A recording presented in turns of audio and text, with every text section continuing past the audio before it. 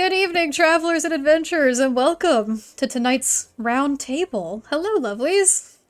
And look, there's even a table. There's a table. Gosh. It's not round, though. We're at the Chilled Seas. Whoa. Andrew! We just started! It's Phlox in the back with a, Well, with a steel listen, chair. Oh my God. I needed to give enough time so that by time the countdown is done, it could be passed to someone else sooner. Also, I don't see Alvara on that area. You have to be fucking kidding me. I'm not fucking kidding. Oh wait! Oh my god, she actually is gone! I put her down! Holy shit, she is gone. There she is. What do you mean? She's right there. Tailspire truly Can I hates you. just say something? Yeah, Nimble Escape is procking a little fucking too often. Yeah, seriously. Alright, I'll take my potion. Cheers, everyone. Cheers. Jeez. We have a delicious potion of ambiguous red liquid tonight. It's wine. It's wine. I was trying to be mysterious. for Also, Twitch purposes. thank you, Krim, for the sub, and thank you, Rex, for the sub. Hello, lovelies. Hello, my beautiful people. Hello. Everyone, if you want, feel free to get into Tailspire. I have everyone loading into Chilled Seas right now, but if you don't want to, that's also fine. I was gonna say, what's the purpose of us being in? Just so you can play doll. The spirit of D&D. Eat a triple dipper. Yeah, you For can eat a old triple time's dipper. sake, for your last time in the Chilled Seas, in the Decay with your Decay characters, maybe you can gaze fondly at your character sheet for the last time. I'll be back. Let me roll for persuasion. I'll be back. Also, we have a special guest, everyone. A guest. A guest. Special friend. Special friend. Hi, Gruta. Our very own baby boy. You might be able What's to up? see them hiding in the corner of the tavern. Indeed. You might. Okay. If you look closely. Listen, Okay, Bruno, that- we saw you Wha- from across Chilled Seas, and we like your vibe. Might wanna join join our our, adventuring party. Do you want to join our quotations party? Everybody is wearing a I pineapple would be necklace. honored. Everyone's got a pineapple necklace. Just oh my leave your god. key in that bowl. Gerda, do you Thank have a mini What's for happening? for Thaladrim? If you go for I think open source, and you type like Copper Dragon, you will find one. Hold on, let me cook. Forgot Winnie had a mini. She does. Winnie with the mini. Winnie with the Oh my mini. god, it's Yo. Lana. It's a level 5. That's silver. That's green. Every character made it out here. Into Huh? this grand finale. That's red. That's white. That's Tiamat. There's Aurora. That's red. That's white, Tiamat. That's red. That's white. That's Tiamat. A D&D Guide to Dragons. There's an Elderbrain dragon. We could use that. Oh. You could see that being a No. one of There's those a like red. I literally put copper in the name. Where are the copper dragons? one of those 14.99. I just saw a bronze dragon. You're gonna tell me they There's don't have any gold. coppers? She was here. Copper. There is one. There we go. But just do There is. You know what? Just do the bronze if you can't find it. They're basically Whoa. Wait, someone Download. asked me. What? So headcanon, Chilled Hey, Seas you was ass. Gruta's Tavern the entire time. the same. I just said that to piss you off. We've just been calling it Chilled Seas. I didn't even hear what you said, Zach. I said just do bronze. It's basically the same. Ooh, Gruda was like, that's what? fucked up. You're gonna get an acid breath to the face. Oh my god. Well, I'm standing behind all of you, so I guess we're all taking it. I think Wow, this is I'm the looking at perfect- the stew on the table in Tailspire, and I feel just like I'm at a tavern right now. We are at a I'm tavern. also eating stew. Also, I would highly suggest use N for toggle cut box. I can see everyone right now. It's beautiful. It's beautiful. Oh lord, he's stuck. There he is. I'm getting dizzy just I'm- watching Steve I'm- spin his fucking I kid. know, I'm like not looking. It's gosh. You giving people motion sickness, Steve? You're not giving me motion sickness. That's just a permanent thing. I'm sorry, Oh. Steve. Oh. Oh. I didn't mean to make you Oh, sad. It was no. just I was eating and I Oh, was no. going, whoa. Do we want to Oh, drop no. Avara's Ladrin form here too, or not? I can. No. No. Oh, all right. Where Ruins is the ambiance. Never God mind. dang it! I keep. I don't know why Well, the to be writer fair, of you Night have a would be having morph. dinner with us. Funny. I'll remember that when I send a boulder after Phlox on a hit contract. He's very fast. He can jump really well. You haven't met this boulder. The boulder is faster. This boulder is a demigod. The boulder is feels faster than you. The boulder feels conflicted about fighting the young bunny rabbit. Yeah, beat her ass, beat her ass. Whoa, don't say that on stream. We got some people who might Yeah, take we it the wrong gotta- way. We have several people in our group that would instantly. How are you gonna misinterpret beat her fan ass? art now? Think Oh, about no. it. Think Have you- about it. Derek, What have is you happening? have you met the people that watch our stream? Crimson, we know you Once or like twice. the elf better. I have. Zach didn't I have a like choice. them. They're reverted good. Zach had agency in the decision. I did. Sort have of. some He didn't have a ladder. agency. He I didn't It really have wasn't a lot. agency in dying, but I didn't. No. I think say that No one They has disappeared. agency I love in you, Crimson, dying. but I'm Yeah. gonna say it. Gobvara is very fuckable. I think that's look what you did to Crim. I'm sorry, Crimson. I love you. I just That was actually Gruta's first question was how fuckable is Gubbar? Thank you for getting that out of the way. Yeah, no, that's the first question on I the love you roster, so much, actually. Crimson. All right. Okay. But I also just I love how we I just love- always I come love down to a hobgoblins. silence. It's not my fault. The boulder is the most famous cause of TPKs. Rocks fall, everyone dies. Rex is right. That's true. Yeah, that's fair. It's true. Almost tied with lightning, though. Yeah. Almost It's like had both of lightning. which are tied for like you asked the DM one too many stupid questions kind of a thing. Exactly. Oh, I do that all the time in Strahd. Hi, Bug Skipper. It's so funny. Like I can tell So exactly apparently that's the Derek's first like, thing I'm I literally gonna fucking kill Mariah, and I'm like, Hi, Bug. How are you doing? Hi, Bug. Curse of Strahd is always like, can I cast guidance on someone a zip code away? And I'm like, well, no, but here's a boulder. Man, because sometimes you say yes. The one, Oh, it's like jeez. the one time your parent says yes to something Hmm. that you can do, so you just ask them forever and ever in hopes they say yes one more time, but they never do. The boulder gets guidance. The boulder gets What? guidance. the boulder gets guidance. Now stop. We have guidance at home, all right? We have guidance at home. Guidance at home. It's bless. Proof fake. It's bless. Well, I know it hasn't been 20 minutes, but we gotta stop the 20-minute window in the beginning, guys. I gotta be This isn't a honest proper here. session anyway. This isn't a proper session. Yes. The guidance at home is Bane. Oh, that's so fucking true.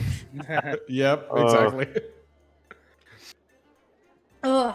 So I want to remind everyone, if you have any questions that you are dying to ask these lovelies here, please tag me on chat and I will add it to the roster. We have a lot of questions, but How many questions we got, can Gruda? try- Do we have do you want me to count? Well, no, how many pages do we have? Oh, we have 2 pages and a quarter of a page. Hey. If there's Guys, 5 if there fonts. isn't 69 questions, we need to get it there. We might be over actually. We might be over. Probably. It can be, yeah. I mean, that's entirely possible. We have to Well, get to the next goal is 696 questions. 420. Get to asking, guys. Just- Get Get to to asking. asking. Did you guys notice that you're able to use the Hi, Dred. emotes while your character is in the knocked down status effect? That's awesome. Oh my god, Mina, what are you doing? That's great. Now I Yeah, I know. did know that. Mina is zippy. Mina on the ground, just like exclamation point. Just remember with Thal as a dragon, he can count up to 2. Hey! No, Wait, what? you can count to 5. Give the poor fella a break. I can only count to 4. No! Comically large. can't I believe in you. You can do one I more. can only count to 4. Infinite power is like a CR25, but I can't do math. It's not important. Can't do math. No, it's not important. I don't run a bar or anything, so. What are taxes anyway? New Yeah. com- I lost internet Who for a taxes a second. dragon? I just know the Seriously. IRS loves Thaladrim. Hold on. Well, Not even in the I IRS, I please. earned 4 pieces of gold this Can year. you guys hear me? yeah. Yes. No, I lost internet for like 3 seconds. Oh, no. And then Gruda, just so you know, that's 1, 2, 3. I'm just kidding. Oh Stop it. no! Jesus Christ. Oh my God, I Okay. forgot This is why is this I turned added into the silver roast of? freckles. This is Yeah, not the this is roast the- episode. You gotta roast the moderator. Why is this Playing turning into the roast of Strahd. Gruda? If you're gonna roast anyone, roast Zach. Well, no, that happens too often. It's not as fun. That's true. It's well, I mean, it's still very Hi, fun. Max. It's still very fun, yeah. Thanks. He's here. He's family. Okay. Is Shall we? everyone Olive ready? We're Garden? ready. We're Yeah, ready. let's do it. Okay. So I'm gonna start asking the first question, which was sent to me by Anonymous. You know who you are. I think we know who and- that is. And I think it was a great question to start asking you guys. So, how would each of your characters answer this question? Which came first, the chicken or the egg? Oh shit. Oh. My Ooh, character? that's an interesting. Hmm. Yeah. Yeah, that's wow. Okay, we're starting off with great questions. How would Audrey answer that? Oh, fuck. Should we go down the line or? Down the line now. Yes. I would say go Yeah. down the line. Let's start like Audrey, Alvara, Aurora, Humi, Mina, Cliff, and Winnie. Winnie's And here, so. Valana. Yeah, I get the most time to think about Yeah. it. We can put Oh, Valana at the and very Valana, end. yeah. Well, Vlada and And Phlox Phlox are here too. too, technically. Yeah. Okay. Audrey would probably go. You reckon it came from the egg first, but from something that wasn't a chicken? Natural selection, all that. And Flax would go, what? Egg? What is that? Chicken? I've never seen that before. He's never seen a chicken? Damn it. They are very remote. Yeah, fair. Okay. He lives on the countryside. There's only like pterodactyls and something. Just some fucking Mariliths out there. I'm not gonna. Are we really role playing out our answers? Just say how you would. I You can. am going to for sure. can roleplay it if you want, you can just say it. Nobody wants to hear this fucking shoddy attempt at a kind Evidently, of one quasi-British person accent. does. We all do. Stop We it. all do. I Come want on. to hear hell's wrong you with you? say You can it. just say you're too scared. That's all right. I Yeah. am. I'm You too can scared chicken to out. answer this question. And Excellent. Oh, That's right, because you're not answering this Oh, question. no. Alvara is. I do think Avora would probably say that the chicken came first, and unfortunately, the egg was beholden to sort of pact with it until it was able to fly freely. There you go. Everything is packed to her. Everything is packed. Pack this, Everything pack is that. Paxies. Chicken can't All even right, lay an egg Paxies. without a RSP. pack being formed. Paxies. Rest in peace. oh, dread. Oh, dread. To be fair, That's Ara's fun. temper is a little short. But No. Who's next? Hi, Iris. Okay. Hello. Let's say Valana. So Valana would say, "Oh, actually, I've read a lot of studies on this, and technically, the egg came first. Although it was laid by a bird that was not technically a chicken. See, this is where evolution and natural selection come through." And then she would just trail off and explain to you why the egg came first, technically. I wonder how evolution even works in a world where like magical shit happens all the time, and there's like aberrations and Yeah, like. technically There's, something like, could just actual spawn gods. in. Yeah. Things could just spawn. How do we know that natural I know, selection I'm even giving happened? like the IRL answer. I think but- some wizard just was like spawn chicken, power word chicken. The answer is just magic until like you can explain it by science. Yeah, and Exactly. then Aurora, I think Aurora, if somebody was to ask her that, she would look down at them, and she would look very angry, and she would say, "Are you asking me to answer a fucking riddle?" Oh yeah, she has an Puzzle rat aversion to now? riddles. Does have an aversion to good. riddles. Say, "I know you're not doing that," and she Yep. would answer. Very good. Very good. Puzzles. Nice. Humi. The chicken or the egg? I mean, does it really matter? Oh, wait, Andrew.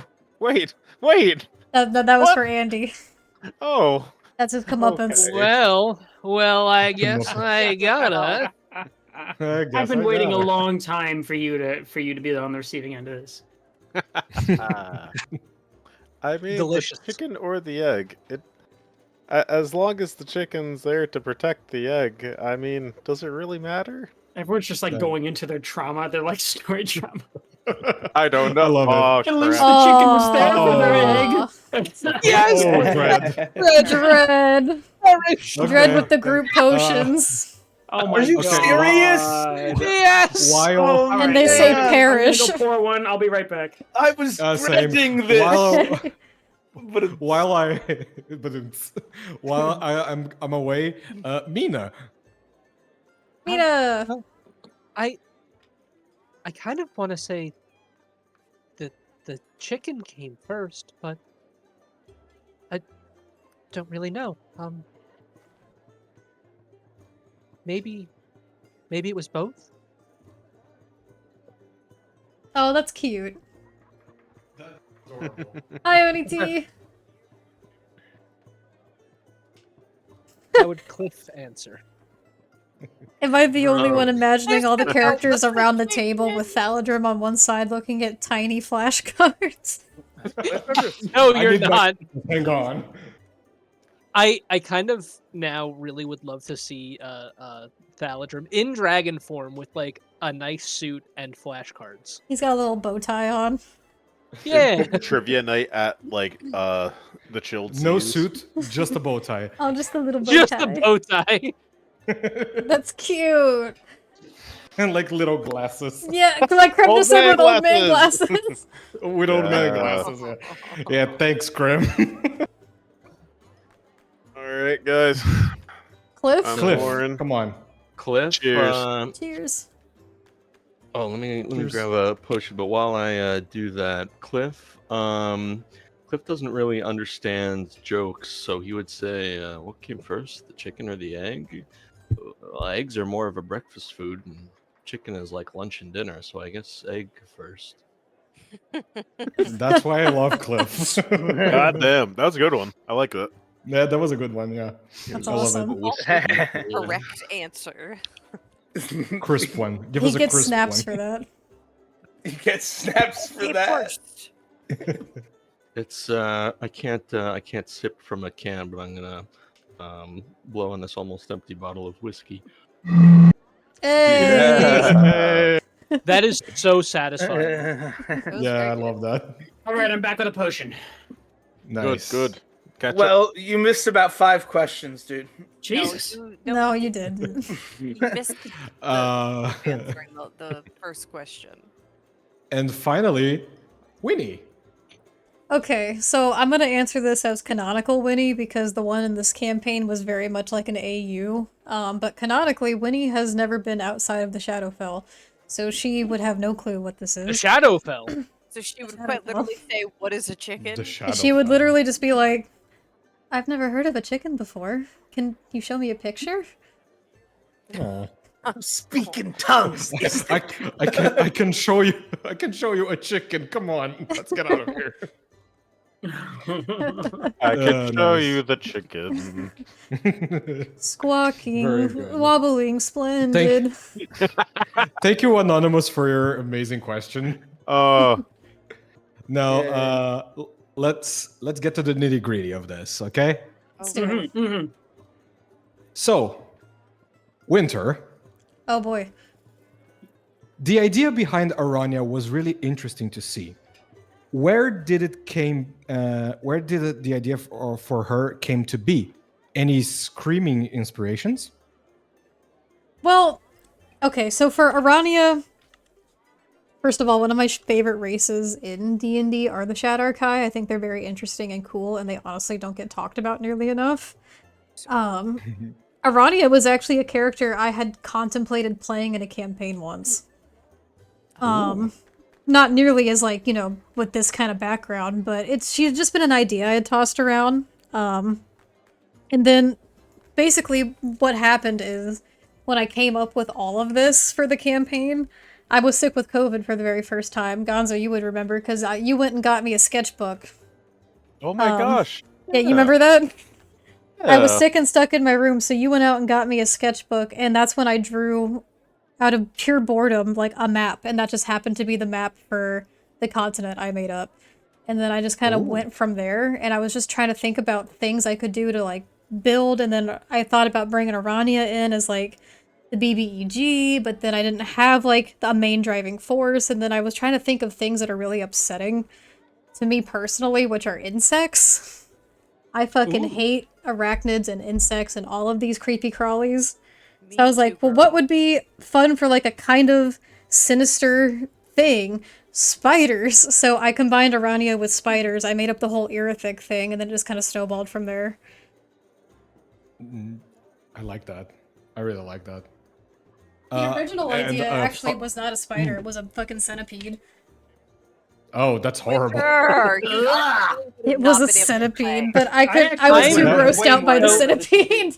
I'm so happy you chose not to go with the centipede. Thank you. I was Exactly, I was yes. too grossed out, I My couldn't. body thinking about. She wouldn't be half as hot if she was a centipede with a human body, with like a human top half. Agreed. Yeah. or a human with a centipede top half. Ah, That's way worse. I don't like it. Any of it. No, no, no, no. I'm Fair so glad enough. you Yeah. choose that.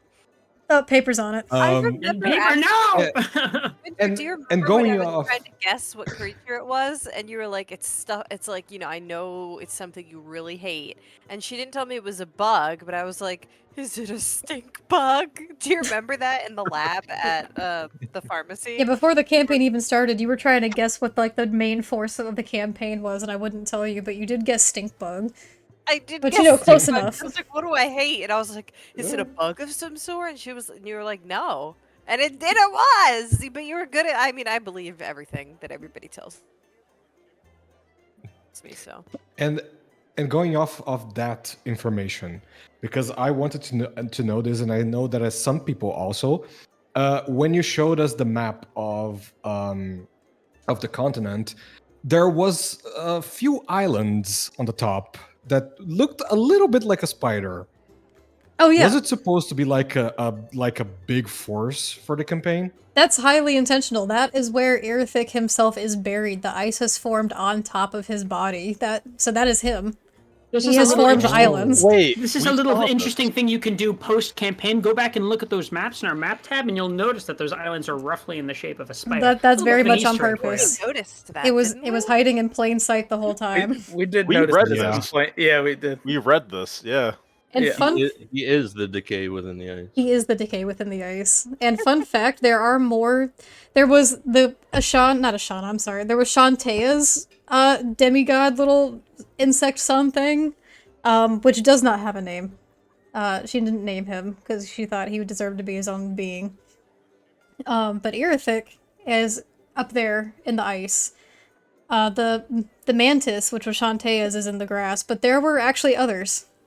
There were more as well. There's not just those two. I remember talking with you about this and do a little bit of drafting about it.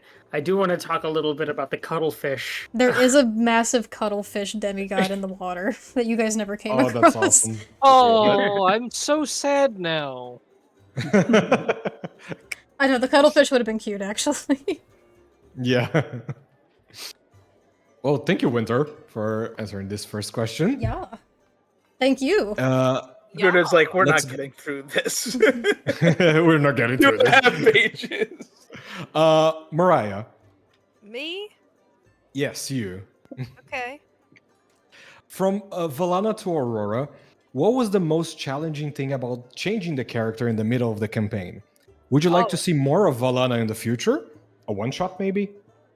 Yes. Well, okay, let me start with the first part.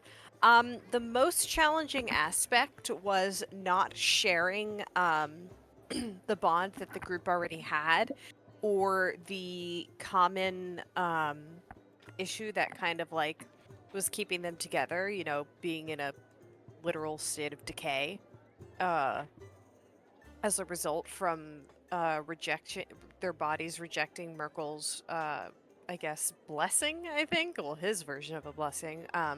So not like, having that shared trauma.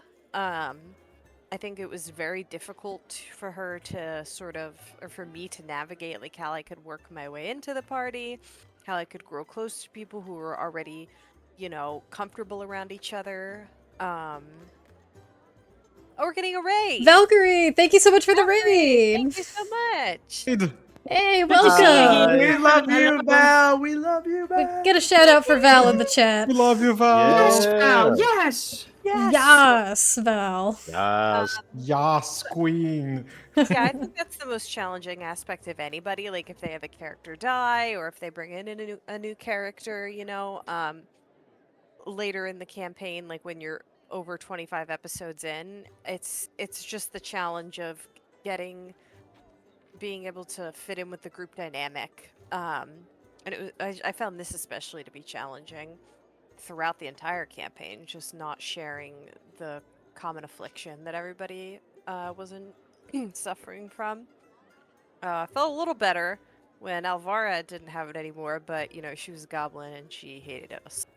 And then it was cool when Phlox came in because Phlox didn't have it, and I was like, "Oh, cool, someone else." But I would say Someone that, is on the door. and I think because of that, I didn't really role play her to the best of my ability, unfortunately. Also, But Valana, I would love to see more of. She was my first like real D&D character that I ever made, that I played through an entire campaign. I had made one prior with a group of friends that I had that I was in like 5 sessions of before I like stopped going. And I really didn't understand. And funny enough, I had picked sorcerer that time as well.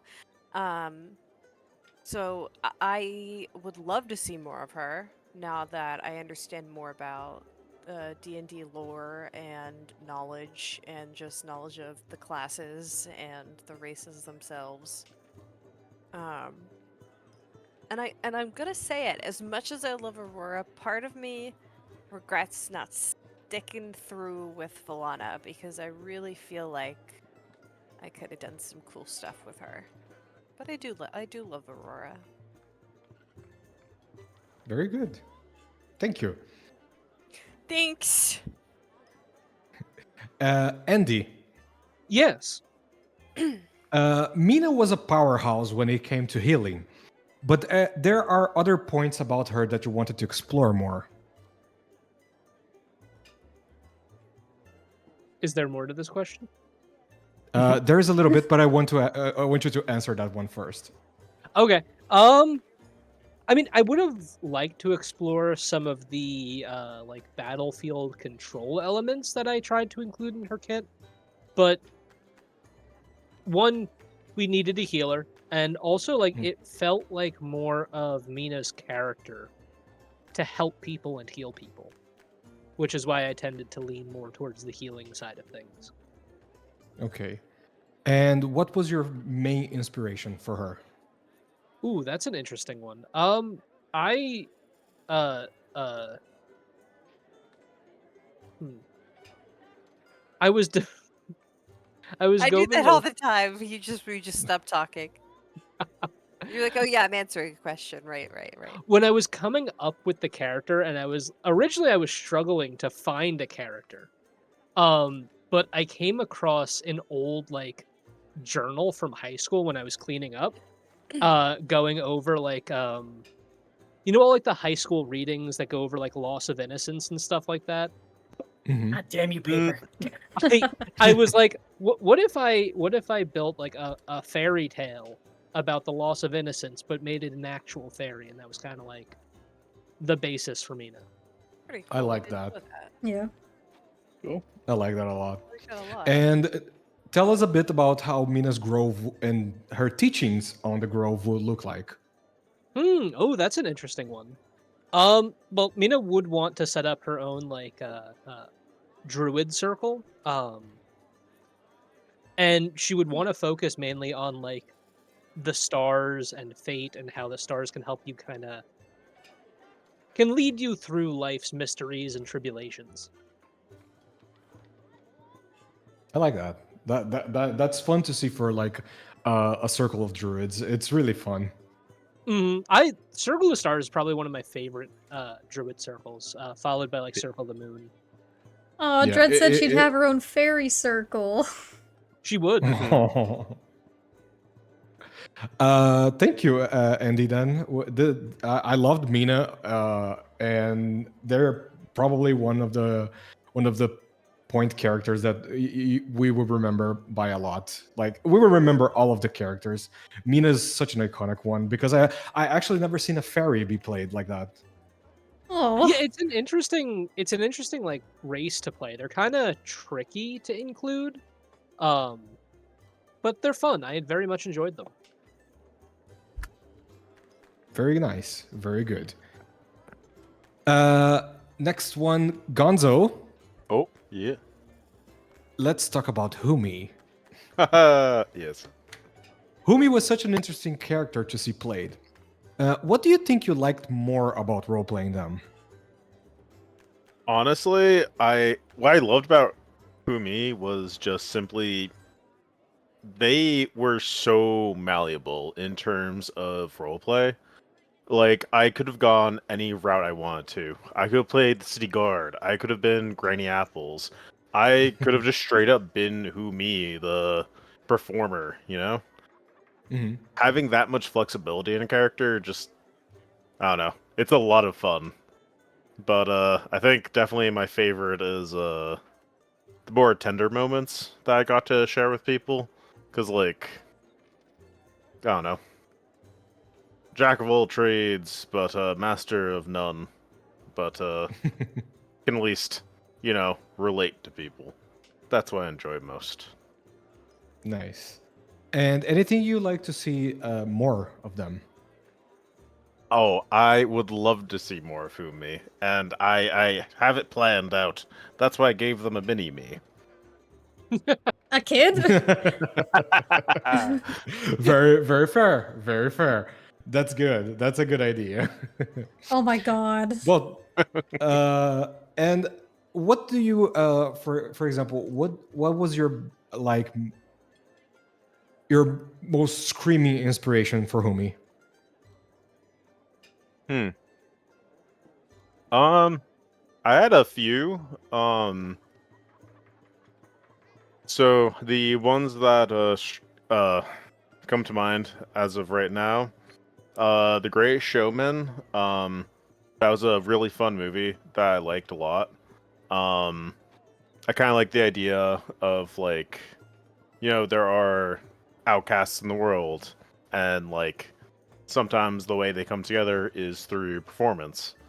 And also, one of my like genuinely favorite characters in Treasure Planet, there is a small alien that goes to the protagonist called Morph, and I Morph, loved the yeah. shape-shifting ability. And I was like, how can I marry these two concepts together? And Humi was born. We do love Nice. Morph. Oh, We do love Humi's Morph. based Morph is on great. Morph. That's Yes, really I love wonderful. it. I had no idea. That's so cute. I love this so much. Yes, that's great. Oh, thank you, Chad. Well, thank you, Gonzo. Thank you for bringing us Humi. Oh, of course. I'm so glad you guys liked them. Now, Steve. Yes. Accompanying Cliff's, or AKA Numbers, story was really like the waves. From not knowing who he really is to having godlike presence in the end and even become sort of a patron to the Double Downs. What was your main inspiration or even idea for Cliff's story? And I want to know this: how much did you know about his origins? That's a great question. A lot of stuff came in the course of the campaign. To be honest, the part about the divinity came like through the campaign. A lot of it was developed through the campaign. Just to elaborate on the inspiration behind the original character, I have to elaborate on my character creation process. Please do. Just broadly, which is really I start with the mechanical, and then I get inspired based on that. And what I mean by that is like I will Google like 5e classes, and like, ooh, never played a cleric before. Let's choose a cleric. Oh, what goes good with a cleric? Well, let's Google 5e races. Oh, Simic hybrid. I don't know what that is. That sounds interesting. Let me take a look. Oh, it's some kind of creature that is like, a creation, a magical creation of some kind. That's fascinating. And then I get inspired, like through my research of game mechanics. And basically, I found Simic hybrid, and it's like from Eberron, but I sort of flavored it to be like whatever, just regular like Frankenstein made in a lab style. And A grafted human being. yeah, and then I was like, okay, so I'm playing a cleric. Let's 5e, Google 5e. Hey Siri, what are the 5e cleric classes or circles or whatever? Oh, Tempest, that looks cool. I guess my character is water themed, and then I go from there. And eventually, Numbers was born. And then throughout the course of the campaign, Cliff was became like a twinkle in my eye, and Winters, of course. It was a very collaborative process to create Cliff as we know him. Did you choose Umberly as your first patron? Yes, I did. Okay. I googled like sea gods or whatever, and I was like, ooh, Umberly, cool. You chose the evil one. It's very vibes based, my character creation process. Yeah. Really. Very, very nice, very nice. I like this character creation process. It's something I wish like it's a way to create characters that it's really interesting to me. So congrats, you made an amazing character. Appreciate it. Yeah. Derek. That's me. From a pirate scoundrel to fluffy bunny menace, and back to scoundrel again. Two very iconic characters in this campaign. How was that shift back to back to two classes? And if so, can we expect to see more of Phlox in the future? So, that's a really good question. Yeah, I initially conceived of switching characters because prior to that, I had been playing Audrin for a good long time, and of course, I love the man. But I had a little bit of like forever DM syndrome going on prior to that, and just didn't have a lot of as much experience making new characters as I would have liked to have. So at that point in the campaign, I was like, well, number one, I want to try out and then experiment with making more characters, and number two, I understand this party's vibe and dynamic really well, and I think I can make an addition to it that would be fun and interesting to explore. And that's kind of where Phlox came from. It was a big 180, to be honest with you, to go from the main driving factor that went into making Phlox was like, okay, everyone in this party is really competent to the extent that they've got like the weight of the world on their shoulders, right? They've got this impossible task that they have to complete, and they're doing it, right? And they all know exactly who they are. And so I thought to myself, I need to make a foil to this party that, number one, just at a glance, isn't really taken that seriously, and also doesn't really know exactly what they are. I thought that would be kind of like fun chemistry to add to the composition. And it was a really great time. It was hard initially for the same reasons that Mariah was citing, that like that late into the campaign, it is its own challenge to sort of bring something into the already well established at that point, I think like a year established dynamics, and kind of make it work. But I was not at all displeased with how that went. I put a lot of there's a little bit of me in like every character I make, and I feel like that goes for most people. And the parts of me that I see in Phlox, I'm incredibly fond of, and I'm certainly not opposed to playing him more in the future, even though his story has more or less reached a conclusion. I think there's plenty of more interesting things to say with that character that I would be, happy to do. But at the moment, I'm really excited to develop on new projects and new plans. So he's going to go in the back pocket for me to look fondly at and reminisce. But eventually, I do expect he'll probably make a return for a one-shot or even a mini campaign. Nice. Also, why a Haragon? Haragon. I can't say that word. Yeah. So, for a multitude of reasons. For one thing, I really liked their idea of like a highly mobile dex-based paladin, and for another thing, when I was thinking to myself, how do I make a character that's more unassuming, that is like people take less seriously when they look at, in comparison to this party of like heroes that have already made themselves like established. I was thinking to myself, okay, well, he's trying to be like a noble, strong, and brave knight, but he's also a bunny rabbit, and I thought that was just nice, like tension for the character. And I still feel that way. I'm glad I did that. Awesome. Thank you, Derek. Yes, of course. And finally, Zach. Yes. Alvaro is a tsundere, that much we know. Okay. But jokes aside, Yikes. how was the process of in the creation of Alvaro? Did her personality came around while role playing, while she was adventuring with the party, or you already had a basic idea of how she was gonna be and how she was gonna present herself to the world? Yeah, I would say it's the latter. I kind of initially started this character's backstory as a ranger. After some discussion and just looking into ranger more, I didn't really want to go that avenue. So ultimately, she ended up becoming a warlock, but I had already written, a pretty good chunk of her backstory at that point. So I kind of pivoted the story to have, I guess, sort of an extended chapter afterward, where she went from being this ranger to now having to like cut this deal with a powerful being to make a sacrifice that she viewed as sort of protecting her homeland.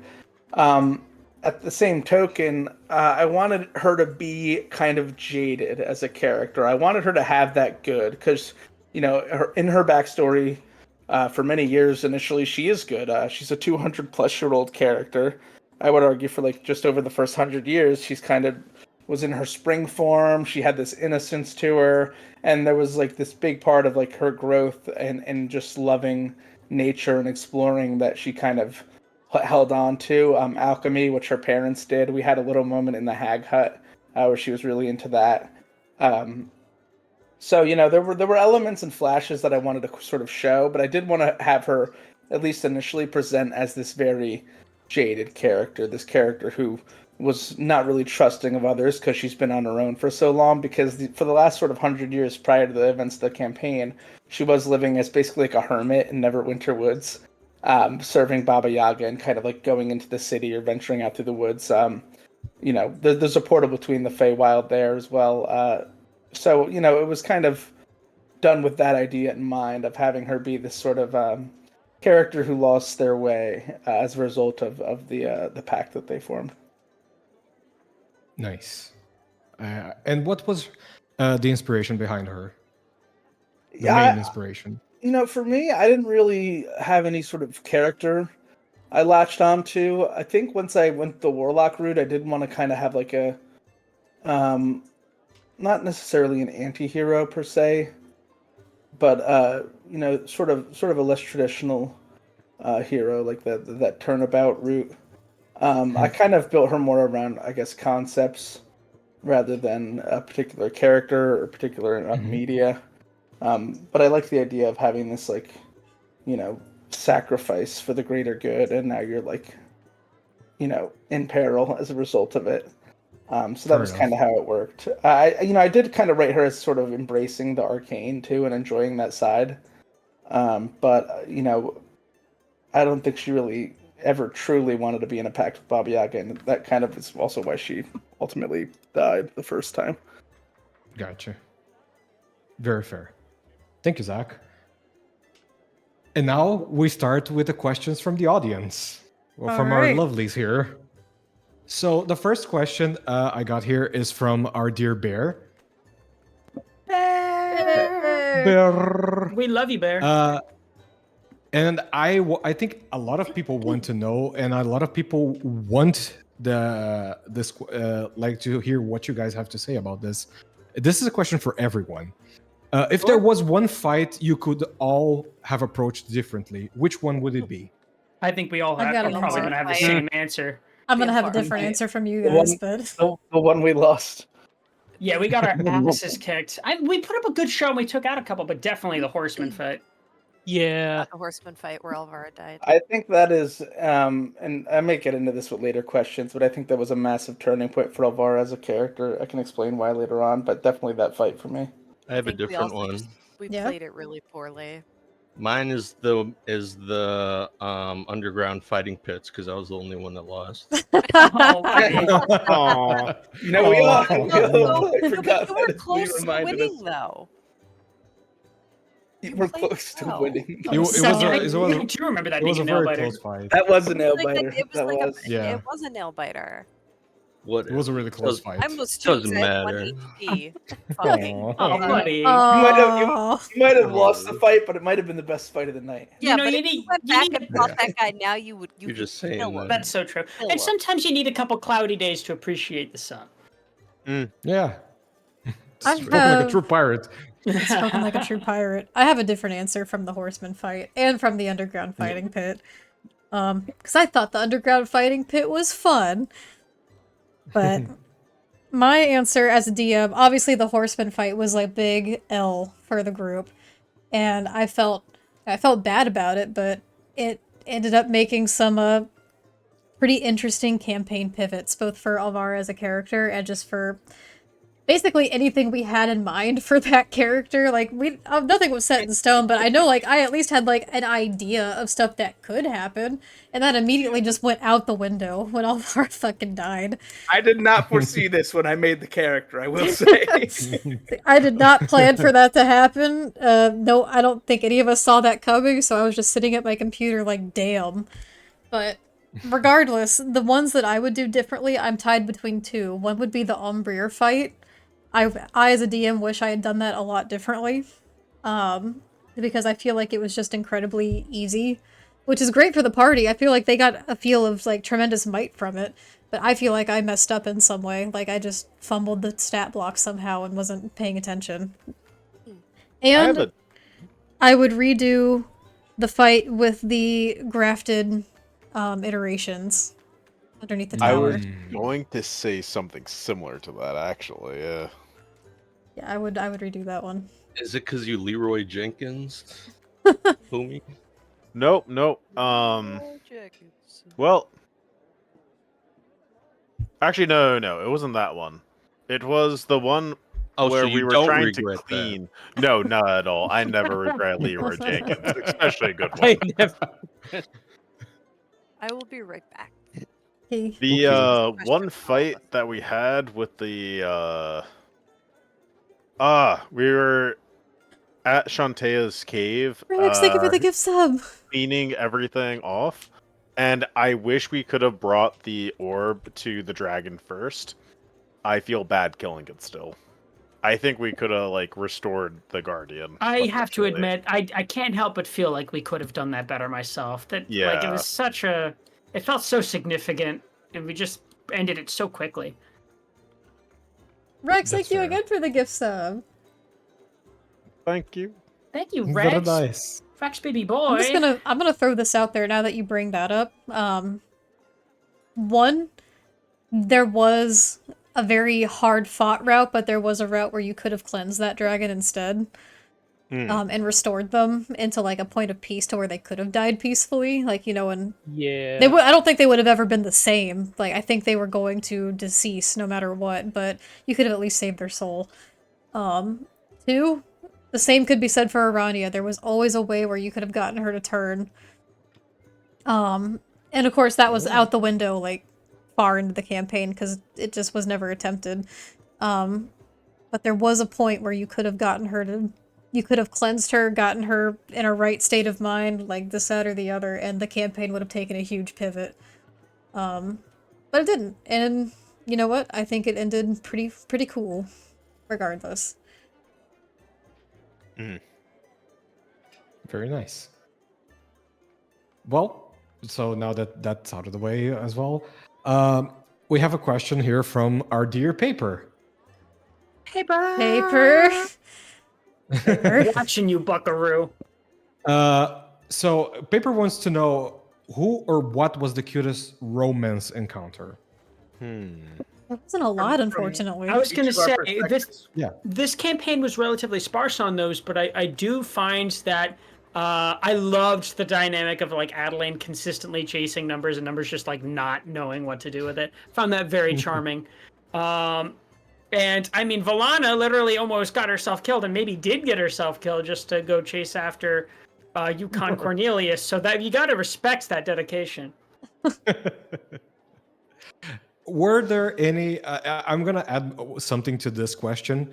Were there any intentions of doing PC romance?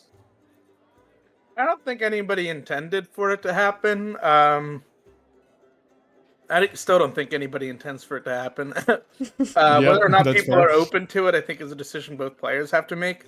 At least speaking for myself personally, I'm not against the idea of it if it makes sense for the characters and would be compelling for the narrative. But it's something that I don't think we ever go into a campaign deliberately saying these two characters are there's going to be a romance arc or anything like that. I will say, at least halfway through the campaign, I was open to the idea of like Audryn pursuing Cliff a little bit, but in the end, I kind of appreciated them more as like a bromance sort of a thing. I'll sign on. Very to that. nice. I will say I am always down to flirt with the homies, but Yeah. me being a changeling, I didn't really know how to pursue romance as a changeling, to be honest. So I was just like, I think we'll let this one go without it for now. Become what the other person desires most. Okay, but that's like so overdone. Like, I don't know. I like uniqueness. Yeah, there's baggage that comes with Very that. It's like, fair. do you even like the real me kind of a thing? Is like That could have been a good story though, like an exploration. They already I had suppose so. obligations and fair. responsibilities. They are proud parent.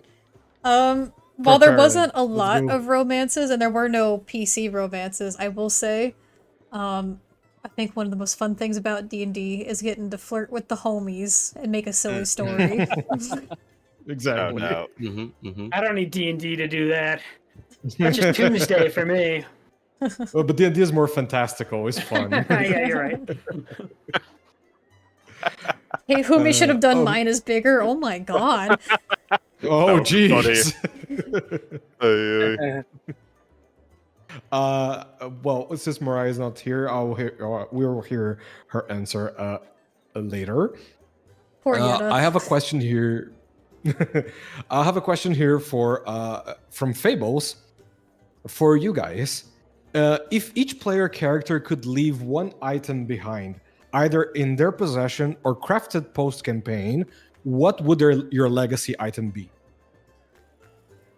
Ooh, That is a good question. that's fun. That's a damn good question. All right. Well, at least speaking for myself, the obvious answer for a swashbuckler would be the sword, but for the entire campaign, Audryn's used the sword of another legendary pirate, and having become something like one himself, I think the thing he would leave behind that was truly his would be his coat. A big long coat seems iconic and recognizable to the character silhouette. It would probably be. I could see it being something he would like pass down to like an understudy or like a really trusted friend or something.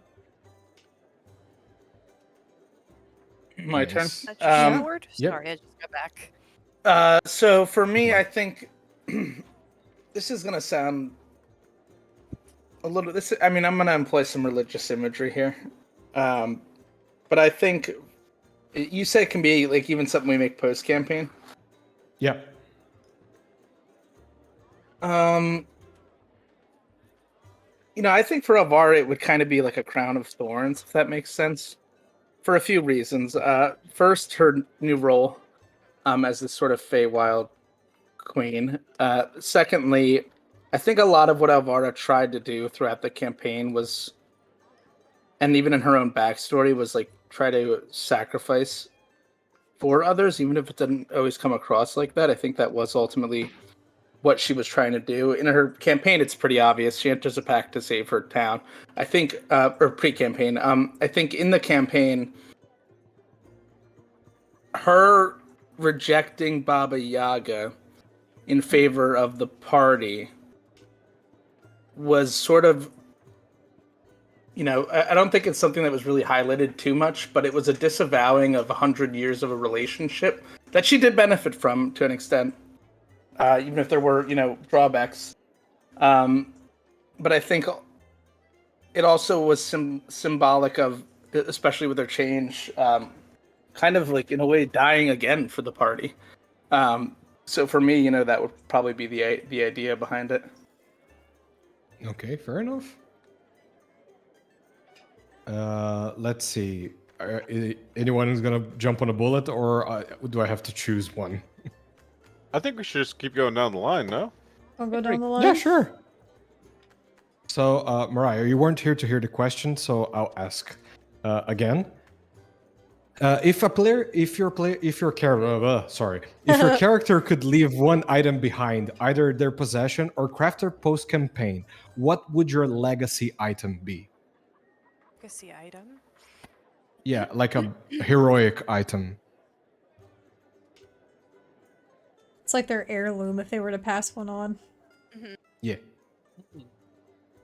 Well, I'm not giving up my rune sword because I love it so much.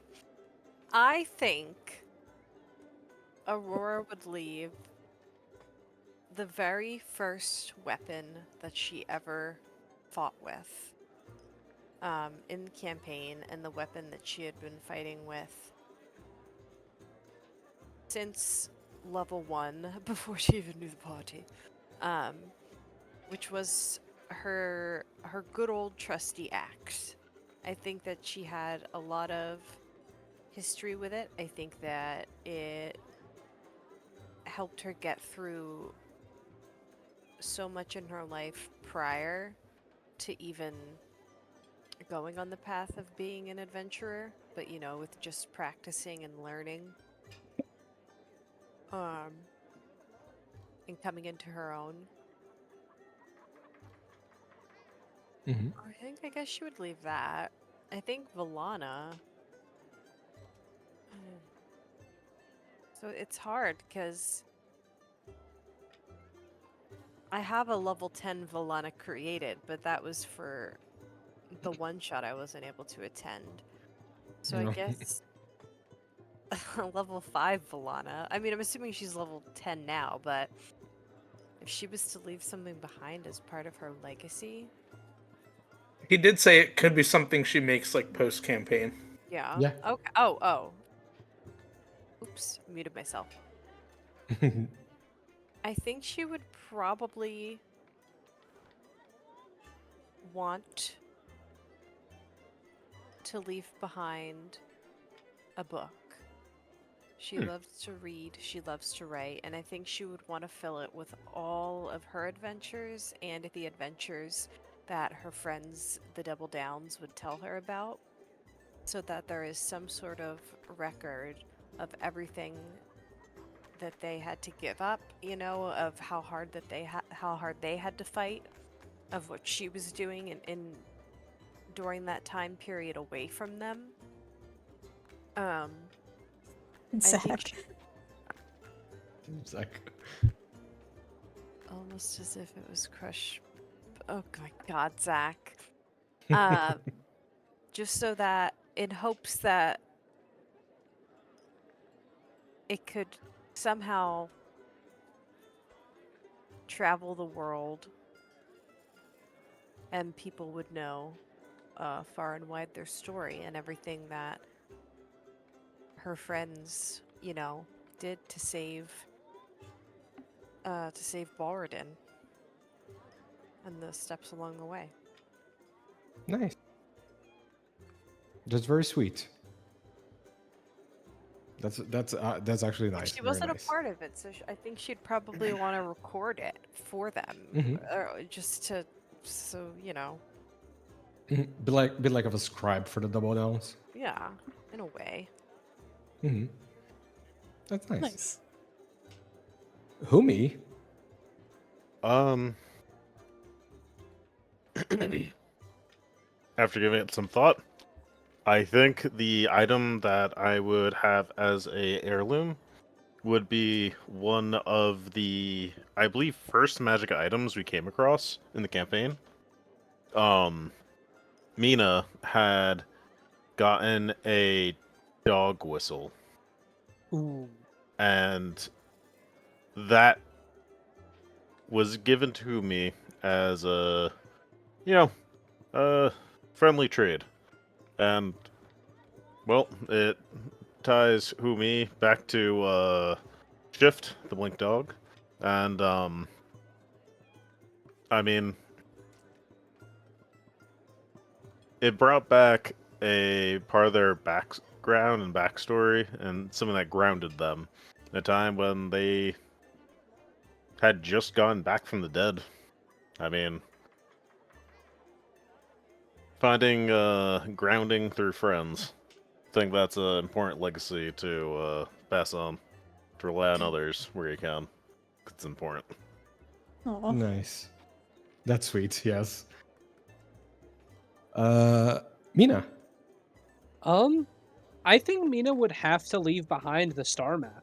Hmm. Although it's not inherently magical, it was very useful, and it did help guide her. It's what started her on her adventure. So yeah, the star map would probably be it. Nice. That's actually like a keepsake as well, so that's very good. Cliff. Yeah. So I have 3 things to say on this subject. One of which is that Cliff is gonna live forever, so he has no need to leave anything behind.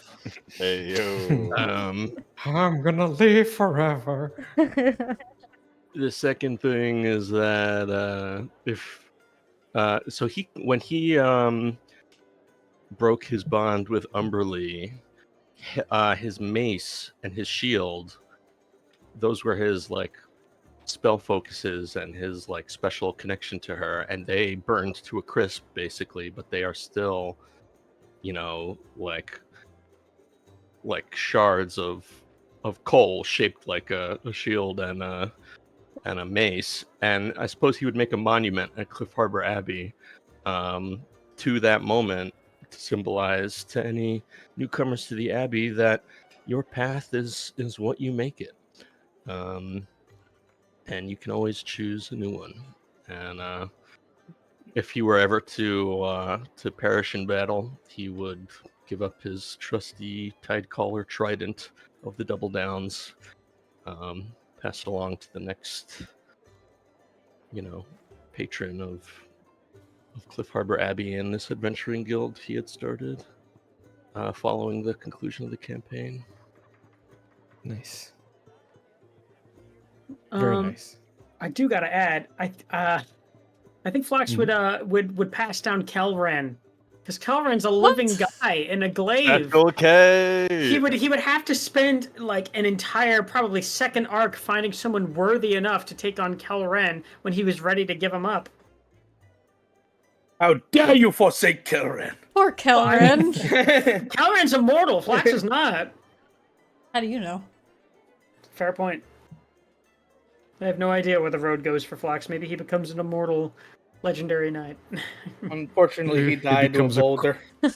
Becomes a coalescent being. Died to a boulder. That boulder's Died got to a body count. That boulder does. Exactly. While Mariah was away, we asked the question and she didn't get an answer. Mariah, who or what was the cutest romance encounter? Oh, naturally, Cliff and Audryn. I loved every romantic encounter that they had. I knew you were going to say that. I freaking Yeah, knew it. it doesn't even need to be asked. There wasn't a whole lot of romance in this campaign, really. It was a Yeah. pretty There wasn't. Did mention that.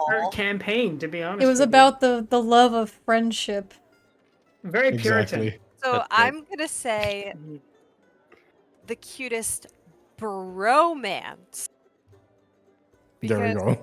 Because Alvara and Gark is not like, oh my god, so cute to me. And There's barely any romance going on there. yeah, and I think There's I not. appreciated that Cliff was like, There's not. Maybe Adelaide, he I almost called her Adelaide, which is my aunt's name. Shit, what's her name again? Adeline. Adeline. I was like, it's so similar. I'm missing one letter. I thought that was like cool to see. Like at the end, I was like, okay, he's gonna try and explore maybe some new aspects of himself. But I think my favorite, I will call it a bromance, since it wasn't a romance, would be Cliff and Audryn, because everything they did was so adorable. As bros. They were two Oh. bros sitting in a Wink a hot tub. wink. Yeah. They were 5 feet roommates. apart. And they were you. roommates. Leave space in between you two for the Two bros in Lord. the hot tubs at 5 feet apart because we're not gay. And they were really, really, really good friends. Wink. Exactly. Adelaide's like, why do you invite Wink. Audryn to all our vacations together? Wait, why do you guys always room together? It's like, I really wanna enjoy going back to Port Ballister, but does Audryn have to come? Very nice. That's why the campaign is named Decay Within the Ass. Yo! Hey, Oh yo! my God. I did not expect that. Jesus. Amazing. God. Oh, God. That was good, Steve. It's Thank canon you. now.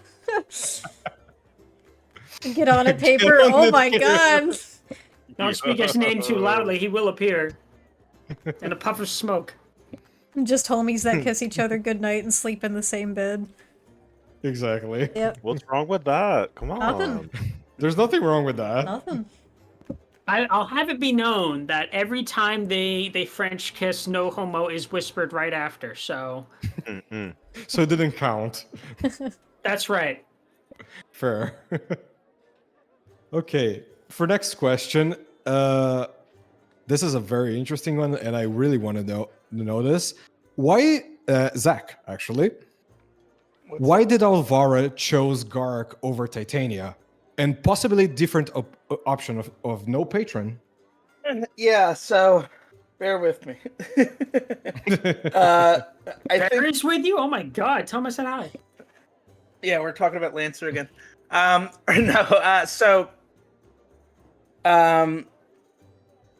This was a decision that, again, I didn't really prepare for. The introduction of Gark. I got to start further back than this. I'm going to start at the disavowing of Baba Yaga. So that kind of put Alvara, obviously, when you try to break away from your patron and break away from your pact, there's going to be consequences. It's not going to be easy, as in most cases, just like walking away. Winter introduced the idea of Verity, which was, kind of a surprise.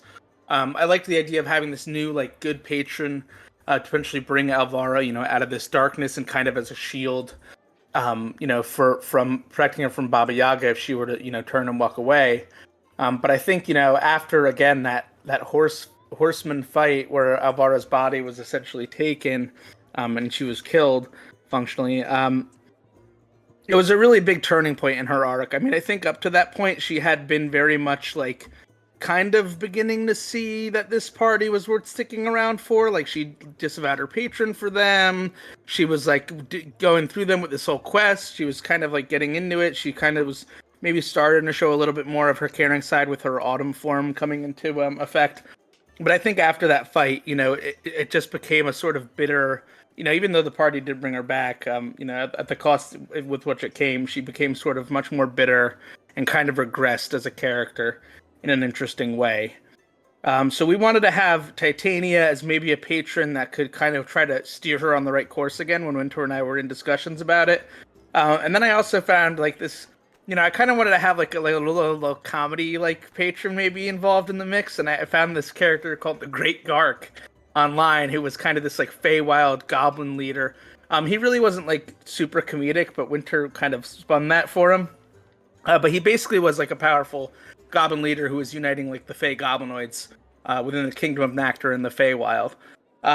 So we had the events of the campaign happen, and we got toward the end of the campaign, and I'm thinking about Alvara as a character and what she would really do here.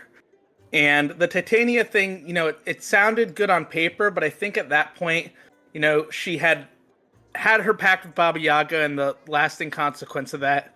She had Verity, who kind of, abandoned her after the loss. It really became a situation where I think she was tired of just being like a pawn, and with Titania, she's like, yeah, Titania's nice maybe, but at the end of the day, I'm just going to be another warlock for Titania. So I think Gark for her was an opportunity for something more. It was like an archfey that was strong, but also maybe like not incredibly strong as to put her in a vice grip, especially if she can somehow end up in that like queen role that she was probably thinking about. She'd also like resisted his charms twice in the campaign when he cast it. So I think she she was thinking like she can handle, this guy and can handle herself there. And I think, whether true or not, she felt she could probably like manipulate him a little bit effectively compared to anyone else. I also, do view her as maybe possibly accessing, I think her eventual goal in marrying into this domain would be to possibly become an archfey, which would give her, an access to different powers and also, possibly another avenue toward immortality. I know a big part of her loss was that loss of years from her life from becoming a goblin from an Eladrin. So I think, all that kind of added up. And I know it's a lot, but I think it requires a lot of an explanation because if you're not really like looking behind the curtain, it could just seem a little bizarre. But I think, for a pragmatic character who wanted to make the best, salvage the best of a bad situation, it just made the most sense for her to try to basically enter a political marriage to maybe gain access to greater power. See.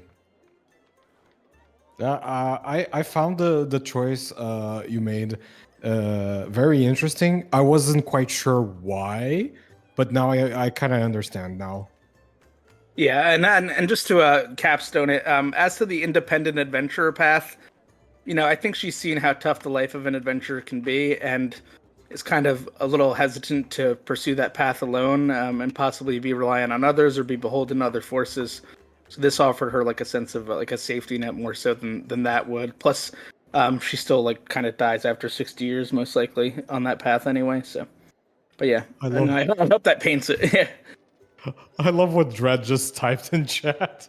Even if you break the pact, you still get the alimony. You still get the alimony. And jumping off of that question, from a question from paper, how many kids did Ovara have? Oh, there it is. I knew this fucking question was coming from fucking paper. I don't. None within the 2-year epilogue window that we discussed so far. After that 2-year window, I mean, we'll see. Like I said, it's going to be greater than 0. Roll a D100. Roll a D100. Roll for kids. Roll like a D4 or D6. It's a goblin. Roll a D100. 1, 2, 3, 4, 5. Fable said 2d4. Hey, listen, if she does become an archfey, she technically lives forever. Oh, damn! Ooh, good luck. Good luck. Good luck, You got Amara. this. All right, I'm gonna live on 2d4. puppies, my God. 2d4. Roll 2d4. 36? How? Come on, 8. Come on, 8. Come on, 8. No. Come on, 8. 2d4 plus your proficiency. No. Oh, Minus her proficiency. 2d4. Minus her proficiency. Why is it taking you No, so we're long not- to roll? Hurry up. Because I got the number, but I want to leave it up to my choice down the line. But I will promise you this: she will. This is your choice. Yes! 7! I rolled a 5 off screen. But honestly, it'll probably be greater than 1. I do think she will eventually. Whether or not she ever falls in love with Gark is another maybe eventually question. We'll see. We'll see. Fair enough. Stay tuned. Thank you, Zach. DM, Yes. was there a plan for the chocolates some ate in the Feywild? Oh my god, I had I one left. asked about that. I Yeah. had one left. I was like, what the fuck happened to You this? know, I thought about it, but at the end of the day, I decided instead of poisoning the chocolate, it was just chocolate. It was just suspicious chocolate that I was gonna let them, like, toil over for a while. It's fun to throw in red herrings like that? Oh yeah. I had it, and I was planning on trying to feed it to someone to see what would happen, but I What, never you don't got want any around candy to from it. a stranger? I didn't know. I had it, and I passed it. Someone else had it, and they passed it. I had no idea. Yeah, there was nothing wrong with the chocolate. It was a It red herring. was a red herring. Can we just say Very nice. what paper came back like right as that question was being asked? Love has nothing to Hell do yeah. with Or big what? hobgob Like- meat. Oh my god! Paper. I can't. You know what? You're delivering your reputation. I have to give you props for that. Paper is in character, for sure. No, Again. damn it. First, we have a question from Aztec. The That's cat. it. Could it be? Let me guess. He's not here to hear it. He's not here to see his question asked. Yes. Aztec! When he comes back, in tell me we didn't get one. In character creation process, I know one from my own experiences and struggles that we often have multiple concepts before we finalize the character that we play. Like what Zach was saying with Alvara being a ranger before being a warlock. What were some of your concepts for Decay characters that didn't make the cut? I'll go first just because mine's really brief, and I think the group will get a laugh out of this. Alvara was the first character I kind of picked and settled in on, and that was basically it. I mean, I had the range to warlock pivot, but that was it. And I say the group will laugh because I've switched my character for Witchlight maybe a dozen times already. Yep, Yep. Yep. this is true. I'm proud of you for yeah. sticking with Alvara. Lan Lobrin too was a pretty quick Yeah, Lobrin was pretty quick. I'll give you that. block. My Let's original. go down the. Oh, go go ahead. No. No, let's go do ahead. this. Okay. Let's go down the line. Derek, please.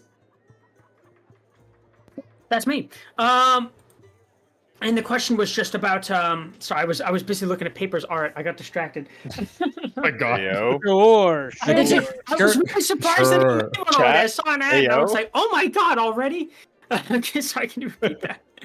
Did you have any other character fastest concepts pen in the before West. this? Actually, no. I kind of tunnel visioned onto Arjun. I had a very much a specific idea in mind when I was making them, and the process went about as quickly and as single-mindedly as I've ever had with any character. I've always fallen in love with the roguish bastard kind of archetype, and Arjun fits that to a T. Aldrin is the Han Solo of this campaign. Mariah. Winter and Derek actually helped me pick out my Volana. They helped me. I remember we were sitting at a breakfast spot that we like to frequent, and they were asking me questions about, what play style I like, what I would think that maybe I would want to do. And we came down to Sorcerer, and I came up with the idea of Volana, and I really thought that the idea of Draconic Descent was cool. And I still do, and I wish I could just make a Draconic Sorcerer for every campaign because they're so sick. So she was the original. She was the blueprint, really. No pun intended. She is And blue. then, with Aurora, that came along because I felt like, fuck, I'm struggling. I'm not doing this character justice. I'm not playing very well. Like, I'm struggling to understand the mechanics behind Sorcerer because I was so new to playing D&D. So I picked a very easy barbarian to play. And I wasn't sure what race I wanted to go with. And I decided on Ganassi, and I decided Air Ganassi because I had an idea for a backstory with that. But yeah, Volana was the original blueprint. I only changed to Aurora, who was the second original blueprint. There wasn't any other like an original. character designs that I thought about. Mhm. Then I did it to make it easier for me as a new player. And that's it. Okay, nice. Nothing wrong with going with the gut feeling on that one. I wish Mainly I with your. didn't. I'd be so cool as a level 10 sorcerer. Whatever, it's fine. It's fine. Gonzo. Nice, Dread. Or level No 12. pun intended. But so like you could kind of see the framework of like what Humi could have been.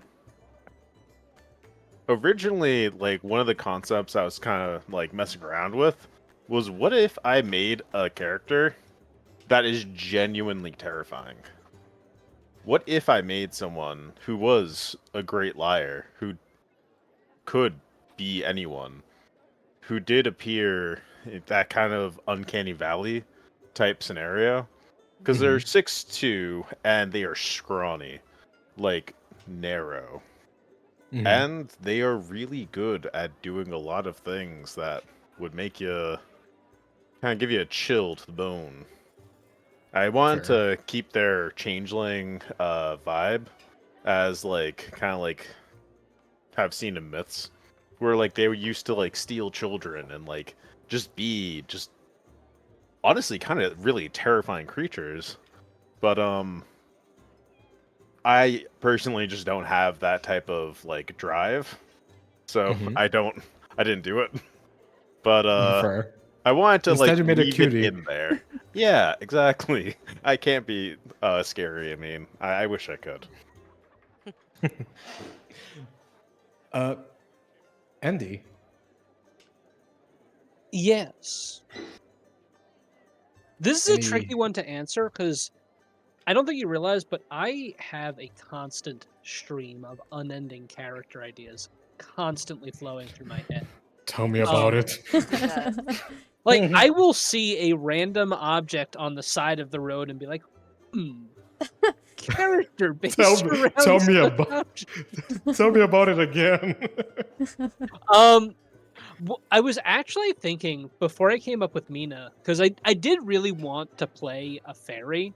So one of the original ideas that I came up with was the idea of a tooth fairy, but make them an assassin rogue that takes people's teeth.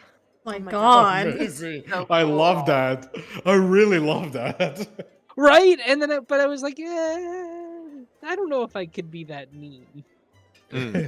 That's my problem too. Being mean is hard. It really is. I don't want to be mean, It is hard to be. but I do want to take people's teeth, and I'll just leave it at that. Okay. Nice. Okay, I like that. I really like that. Steve. I don't know how I'd follow up on that, but basically, my character creation process is long and methodical, so there is no character B. I just very slowly piece together one character, and then I go, "It's over." And then Very nice. But you didn't have like any other options besides Cliff or or before Cliff. Not really. I had toyed with other classes. Like I said, I like start with the class and the race and sort of get inspired from there. So you'll just have to wait until the next campaign to see what's cooking. Be aware, guys. Wild Beyond the Witchlight is coming. Coming soon. Indeed. I'm very excited for Hear that. you. To my Twitch. How you beat me to it?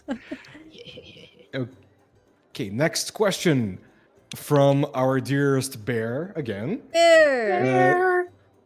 To Winter. Hi, Bear. Is this the first campaign you wrapped up and completed, or is there other campaigns you have done already?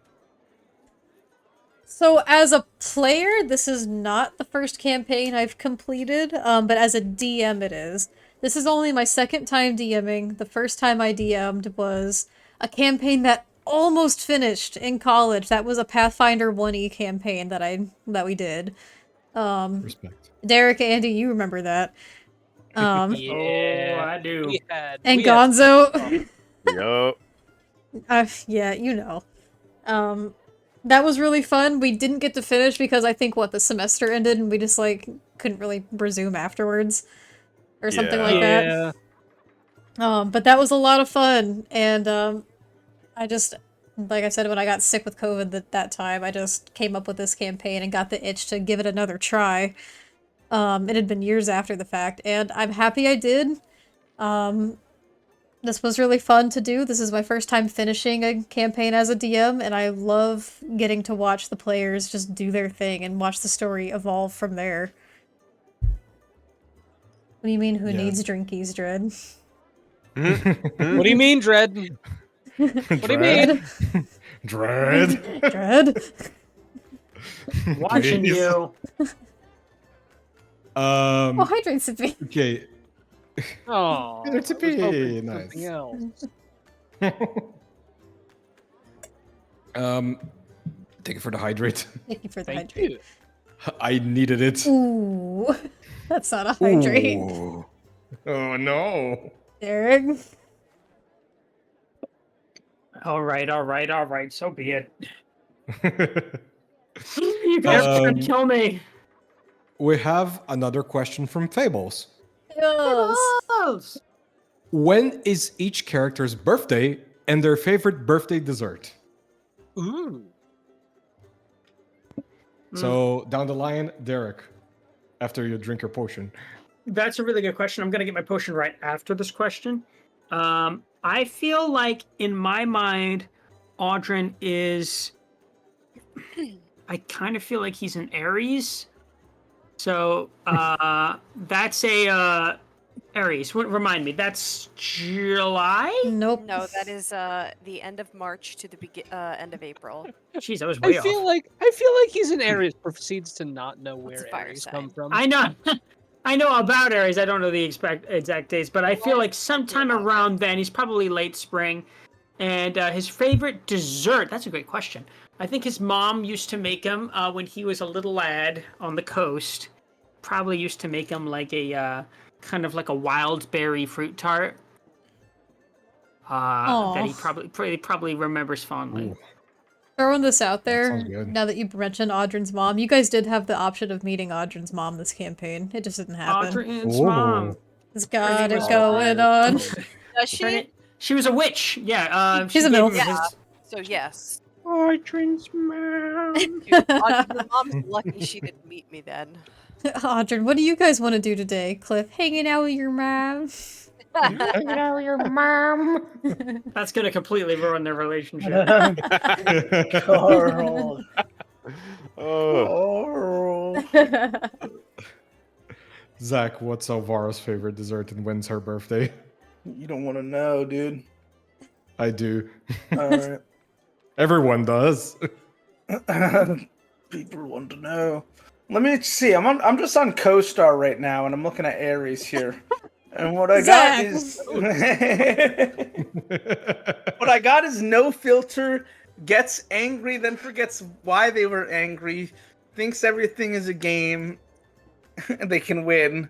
I mean, those all three sound like Alvara. The reason I also like this window is because it's early spring, which I think is emblematic of kind of her origin, where she had a lot more to look forward to and was very much in spring for a significant portion of her early Eladrin life. In a way, I guess you could say spring has sprung again in the form of being the Goblin Queen of Nectar, although in a much different way. So we'll just say March 21st. And for foodsies,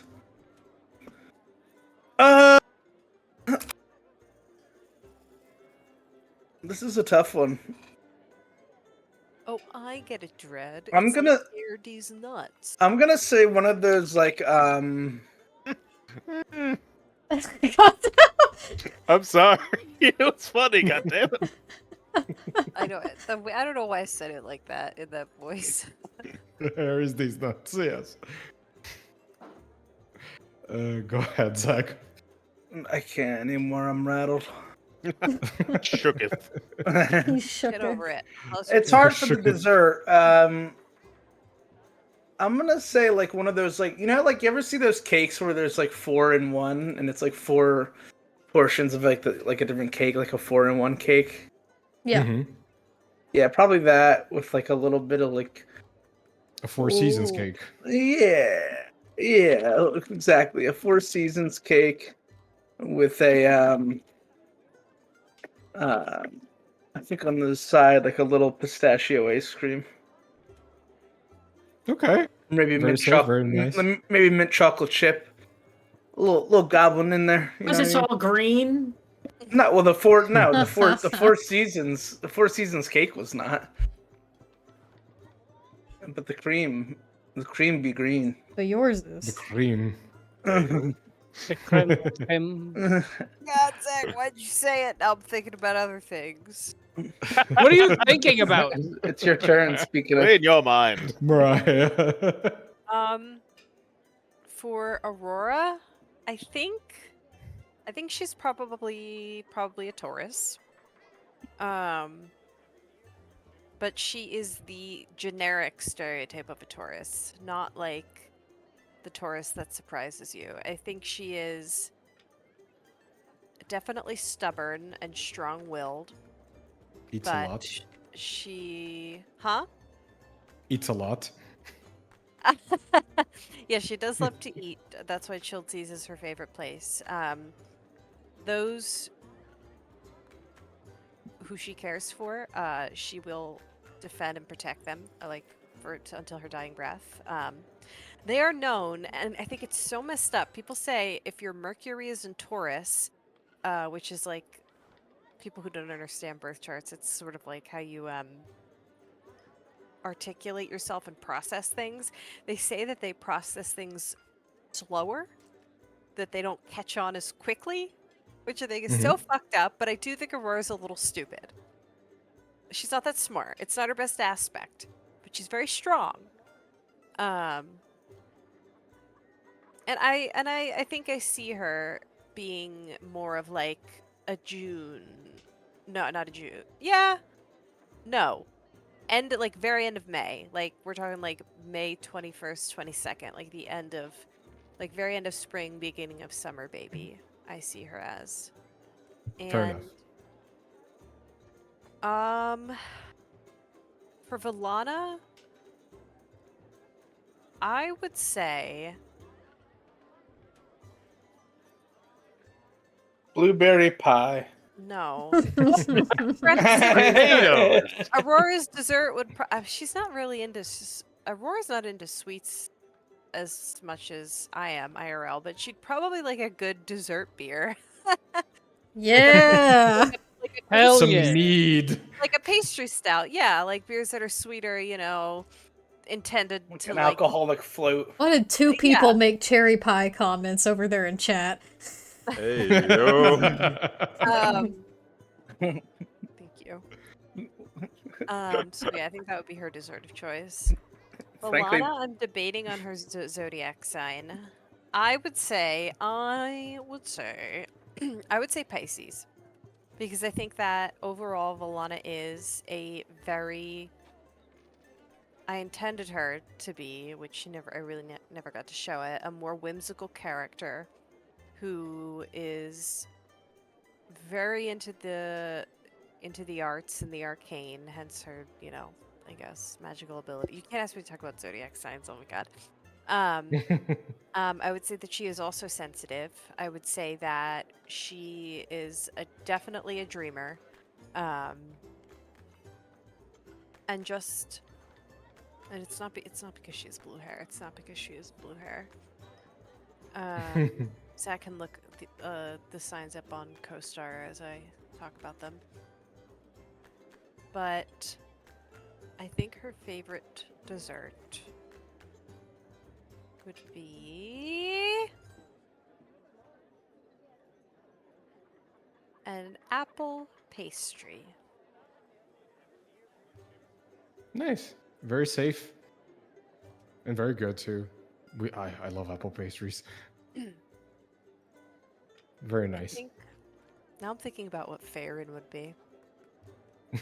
Leave it to the Q&A for Strahd. That's the Strahd Q&A. Heard of Aquarius or like a Yeah, we need Catherine here for that. Gemini because she never Yeah. shuts up. I love Okay. Geminis, and I am an Aquarius. Don't be Fair enough. So don't be offended because I said they never stop talking. Neither do Aquariuses. All right, no more Zodiac. Let's keep going. Gonzo. Yeah. All That's right, y'all's fault my for asking zodiac. astrology questions. Yeah, Humi sensitive as fuck. Pisces, easy. Favorite snack? Well, they grew up in the carnival, and they used to play games with Shift, where they would basically like steal snacks and whatnot from patrons. So definitely the funnel cake. Easy. All right, I'm just throwing this out, but the question was when is their birthday, not what is their zodiac sign. Oh, It's oh, the same oh, We all know thing. what he's oh, asking definitely. for. So basically, We know what it means. they were born during the winter. So, whatever have you for the season Pisces. Ugh, of February. Pisces. Technically, there probably That's wouldn't even February, be March. Technically, there probably wouldn't even be a Julian calendar in. No, there's Faerun, not, which so- is why it's hard to answer. That's Y'all what are I'm getting saying. pretty specific. God damn. Nah, It's but definitely the winter. Since they didn't know their parents. Yes. Okay, very Winter. nice. Winter. That's me. Winter. Just give your zodiac sign that you think she would be. We No, skipped- everyone gave an exact day. You give an exact day. I gave a day. I gave a day for Aurora, but for Valana, I forgot to. It's Andy's turn. Andy. I'm going to have to say Mina was born in like the early summer, what we would have as like June-ish. I don't know what the zodiac sign for that like era is. Early Cancer. summer, early June would Yeah, be I think that's Gemini. Cancer. No, that's end Gemini? of June. Early June is Gemini. If it was the end of June, it would be a Cancer. Uh-huh. No, but if Thank we're you, talking Fables. early summer, it's Cancer. Okay. Well, Well, it depends somewhere on the around there. month, yeah. Somewhere around. Yeah. So either or. And then favorite dessert is probably a fruit tart drizzled in honey. Ooh, That sounds really good. very actually. nice. And last but I'm not surprised least, it's not Steve. coffee. Well, I mean, it could be, but Coffee. Cliff does not know his birthday, actually. He's gonna choose one, Makes and it's Ooh. gonna be Ooh. the first of the new year, just like thoroughbred horses. Cheers. Nice. Cheers, everyone. Group potion. Cheers, everyone. yay! Cheers, my friends. Oh my god, I gotta go pour another. Cliff's Yeah, how about birthday you take a version. break, buddy? You take a break. Also, hi, Zachar. Chucky chip cookie. Chalky chip cookie. Nice. Winter. What about Weenie? I said last but not least, but I forgot. So what about Weenie? I actually do have an answer for this. I do. I had her birthday already. It's in our calendar year, it would be December 23rd. Aw. I Oh. like how specific you are with it. I had thought about this already, and for her birthday treat, slight tangent lore fact, she was raised by a small coven of hags, actually, in the Shadowfell. So her birthday treat is whatever the equivalent in this world would be to like an ice cream sandwich. Something very cold and like just a little sweet. Damn, how is Winnie not more fucked up? Cup of She's- hags? She's very kind. Oh my goodness. Well, you What's Didn't your know your zodiac parents. sign? Capricorn. Oh, good pick. Paper's a Capricorn. Oh, it's all starting to make sense. It's it's all coming together. all coming together. Okay, next question. Unless you guys want to take a break. No, let's keep I'm going. gonna keep going. Yeah, this is pretty Okay. funny. Keep the This ball doesn't rolling. require as much thought Keep as the ball normally would be, so rolling. we can keep going. Fair enough. There's a lot of questions to get through anyway. There is a little bit more. I got some new ones from chat and DM, so let's get through it. Let's power through. Again, from our dearest bear. There. I was waiting for that. Sorry, I forgot. What would each player, DM included, favorite moment be in the campaign? Ooh. Yeah, that one's real hard. Favorite I have moment. one actually. If you guys want, I can say mine first because Oh, mine is pretty easy to remember. Yeah, go yeah. ahead. Sure. Mine was the red cap fight where Winter went. Not my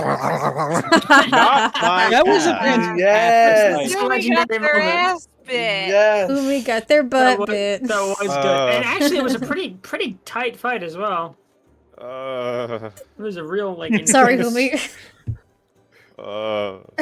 You've been getting cheese grated since square one. All right, you should. Really, I this is no have. surprise. I am a mainliner. I will say it. For this party, I'm a tank. It's amazing that you made it throughout the entire I campaign. don't know how you. How did you not die? Honestly, That is a great Paper, if you want to, question. go for it. And it is not from lack of trying. I'll tell you what I really Exactly. liked. I really loved the frost salamander fight. That was Oh, fun. yeah. It Yes. felt intense and scary, and like not being able to tell how far it could follow us and whether or not we could really reliably escape was really threatening and fun. And the way it finished was also like really You satisfying. just love to stab that thing in the head. That was fun too. I liked my moment. I'll say it. That was a really cool moment though, because you like literally had a moment where you like rode that shit. Yeah, man. It was an epic moment where that felt great, and I really did enjoy it. That was a really fun fight. Yeah. Hmm. So since Derek went first, we were going down the line. Zach. There are a few for me. Was it your wedding? The most. Is it a wedding? Fucked up. The proposal, I will never forget it. No. Ugh, I'll never So forget it. yeah, that's more so. Yeah, I. accept. So, listen, You can she's the get one who married, technically yeah, sure. proposed, in a way. Girl boss. Yeah. But no, the real big moment for me, I liked a lot of the big fights. The last fight was cool. But I think the big moment for me was like when we were doing that role play on the ship about like arguing about the patron. I think there was a lot of really cool interplay among the party at that moment. I think there was some choice role play. And there was a lot of like back and forth. Elvira hiding in the room, Aurora like banging on the door, people kind of discussing the course of action. I think somebody came in, it was Humi, I think, came in and comforted Elvira at one point. I just thought that whole interaction and everybody kind of scrambling with what to do, and considering their options going forward was a pretty cool bit of role play. So that's what it is for me. Very Oh, yeah. nice. Nice. Mariah. I have a few. Number one, when Alvara got turned into a goblin. No, I'm just kidding. I mean, that's God damn. that was Dred's answer.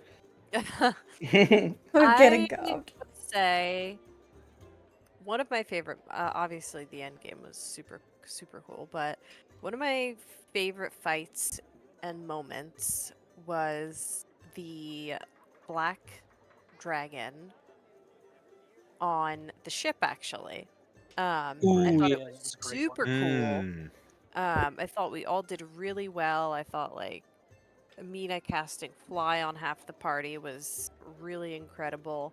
That was like a really scary, intense, but like it was also a very fun fight. And I also think throwing my spear in the ruined temple of Shantea and sadly but like I guess necessarily it had to happen. Getting the kill on the other dragon that we fought. That was- Adeline I'm almost sensing a died there. Team here. I know. In the oh yeah, in the young in the yes, on the boat fight, yes. He like straight up died I- for a minute. I feel threatened being near this party. Oh no, Gruda! Oh Two no. dragons. Are I we gonna only talk chose about the second dragon one in the because room? Never get this. Wow. Dragons. That's We're gonna really talk about the dragon in the room. I love that. No. Thank you, Mariah. Gonzo. Favorite moment. Honestly, like, it just so happened that the Tales from Beyond worked with me for all of its glory. No. Okay, for sorry, this one Gonzo. time. Yeah.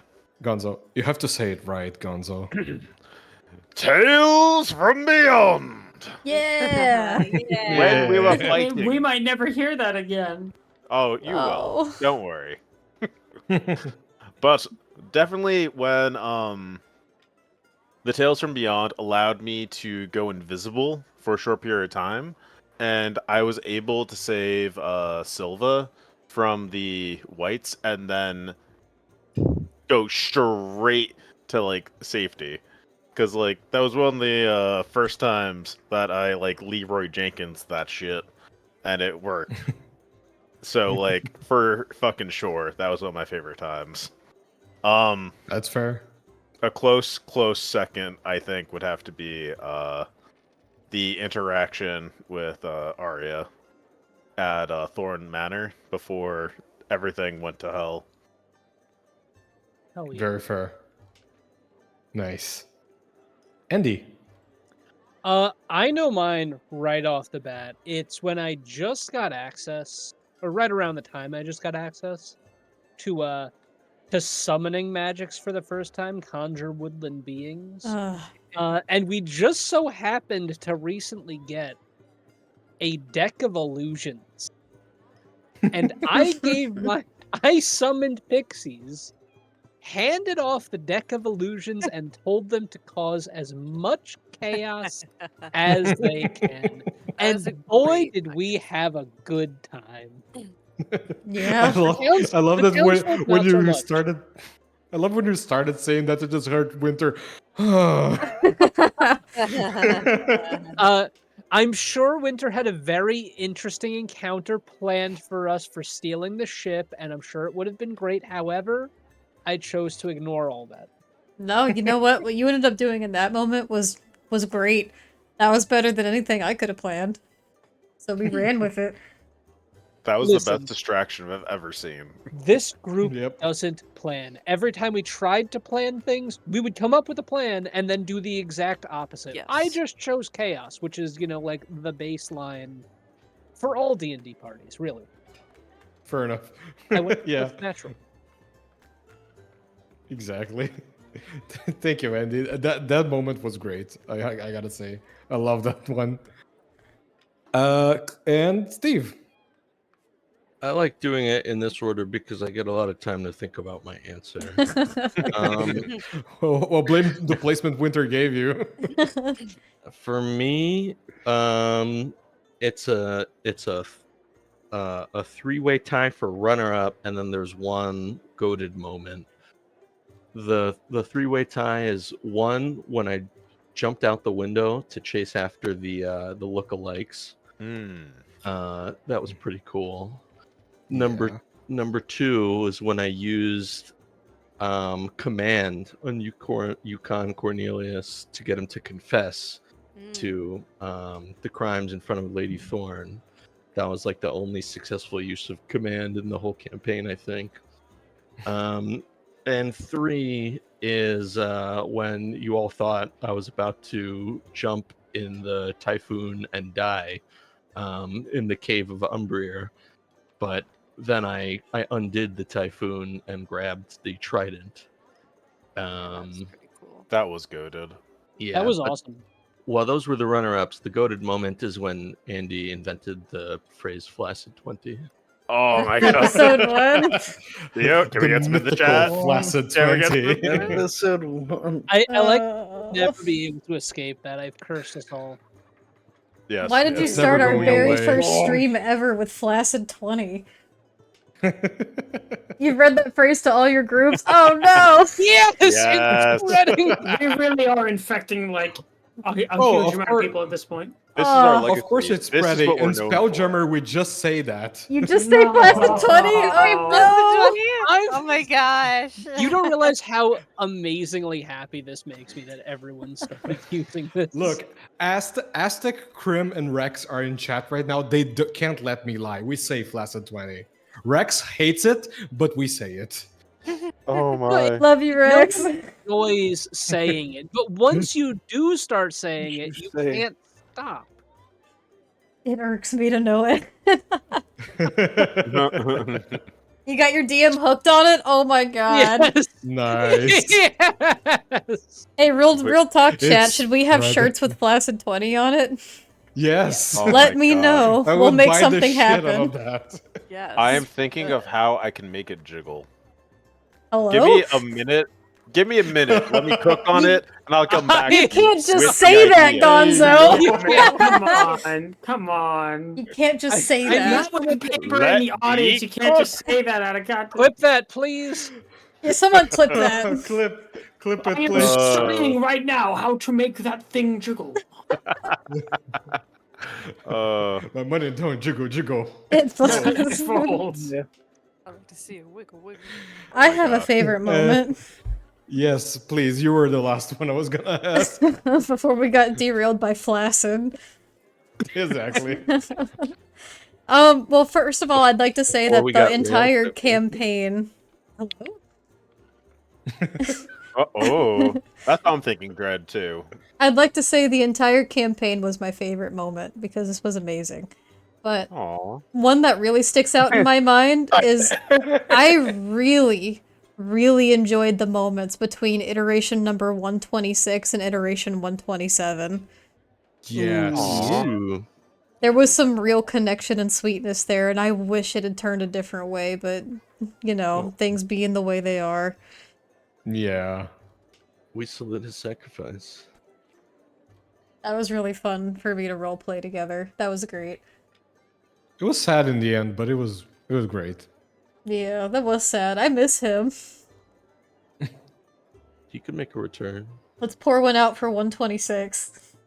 Yes. Cheers for 126. Cheers for 126.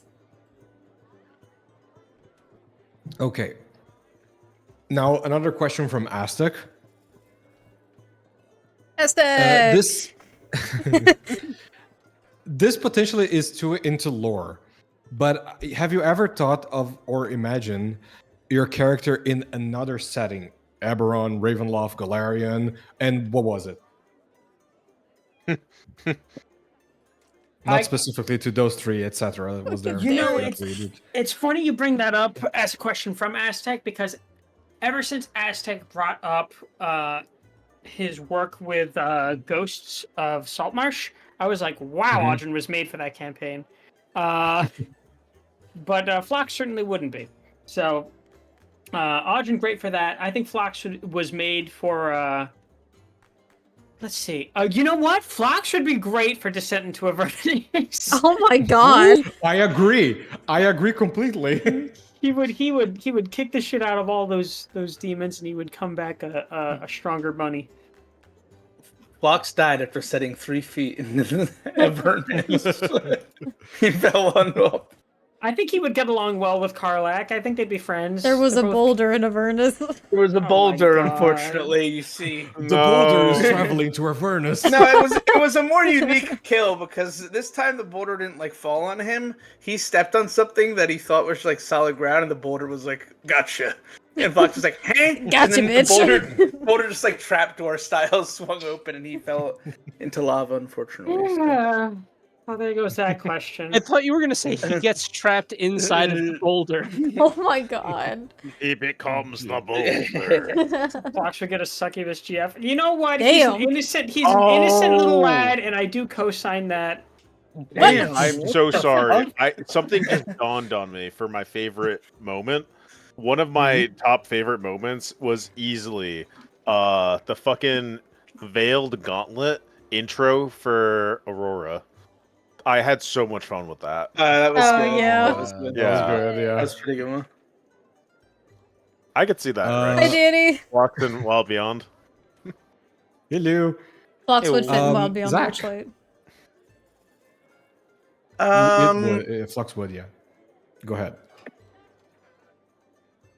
You know, I think it would be cool to have. I don't know if I would want it to be forever, but I could see like it'd be fun for Goblin Elvira with who she is now, in like an Eberron setting, just to see what that would look like. I think it, with the tech and everything, like get that little trench coat, wandering through the streets of some desolate steampunk city. It could be fun. I don't really see her fitting in too many places, but at the same time, she's kind of an interesting character whose personalities ebb and flowed. But yeah, that's my answer pretty much. That's fair. Tech Goblins Unite. You could see it, right? You could see it. She gets like a little like robotic eye and shit. Back to the red eye, blue eye fucking thing. I don't know. I need to see Steampunk Elvira now. Steampunk Aurora is good. Yeah. Hot Pat. trench Where's coat. Falco? Wait, we need it. Falco, please! I actually need to talk to him. Rare. I think that it would be cool. I haven't really thought about it actually too much, but I think it would be cool for Valana to be in something actually like Tyranny of Dragons. Oh, she would do well there. I think she Yeah. would, yeah.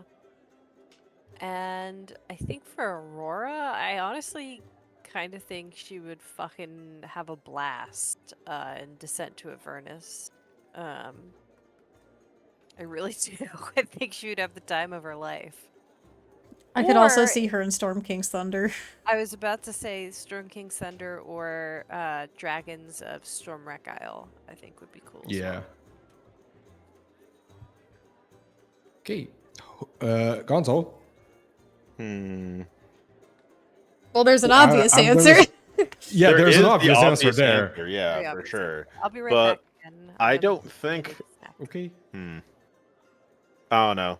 I feel like it would be interesting in, Wild Beyond the Witchlight, but I think where they would honestly really shine would be a much darker environment. I think Humi would have had, like, a hell of a time with Curse of Strahd, just because...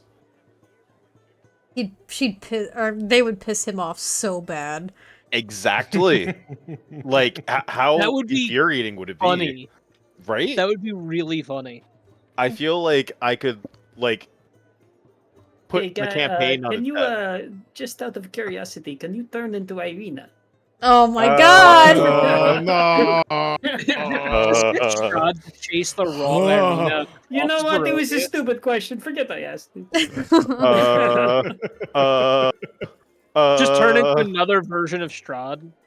See, my changeling in Curse of Strahd isn't really a menace, but you? Oh my god. Yeah. I agree. This is I'm the gonna be bad honest, ending. I sometimes forget that Twyla is a changeling. It's the part of herself that she hates the most. Oh my god, Dread. Maybe I could turn to your mother so she'd finally love you. Oh, damn! I love it, Dread. I love it. So Oh. rude. And he's never done the anything to anyone. Fucking drag him. The burn. Oh my Drag god, I him. felt that. Does that mean you would love me? Oh. Andy, save us.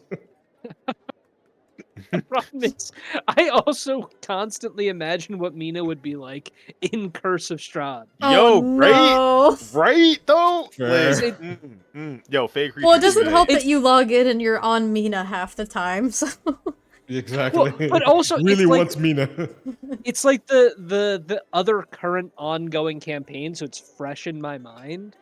But I feel like Mina would be really good in Curse of Strahd just because, hey, guess what? All of these fights where we're like seconds away from dying, she would be able to stop that to a fair degree. Just like, That's true. most, Oh my almost god. everyone's back up to Yeah. full health. Congratulations, everybody. Curse of Yeah, Decay within the Mina- ice. Mina would be a powerhouse in Strahd. Not just saying. It'd be disgusting in Strahd. Oh my god. And Steve.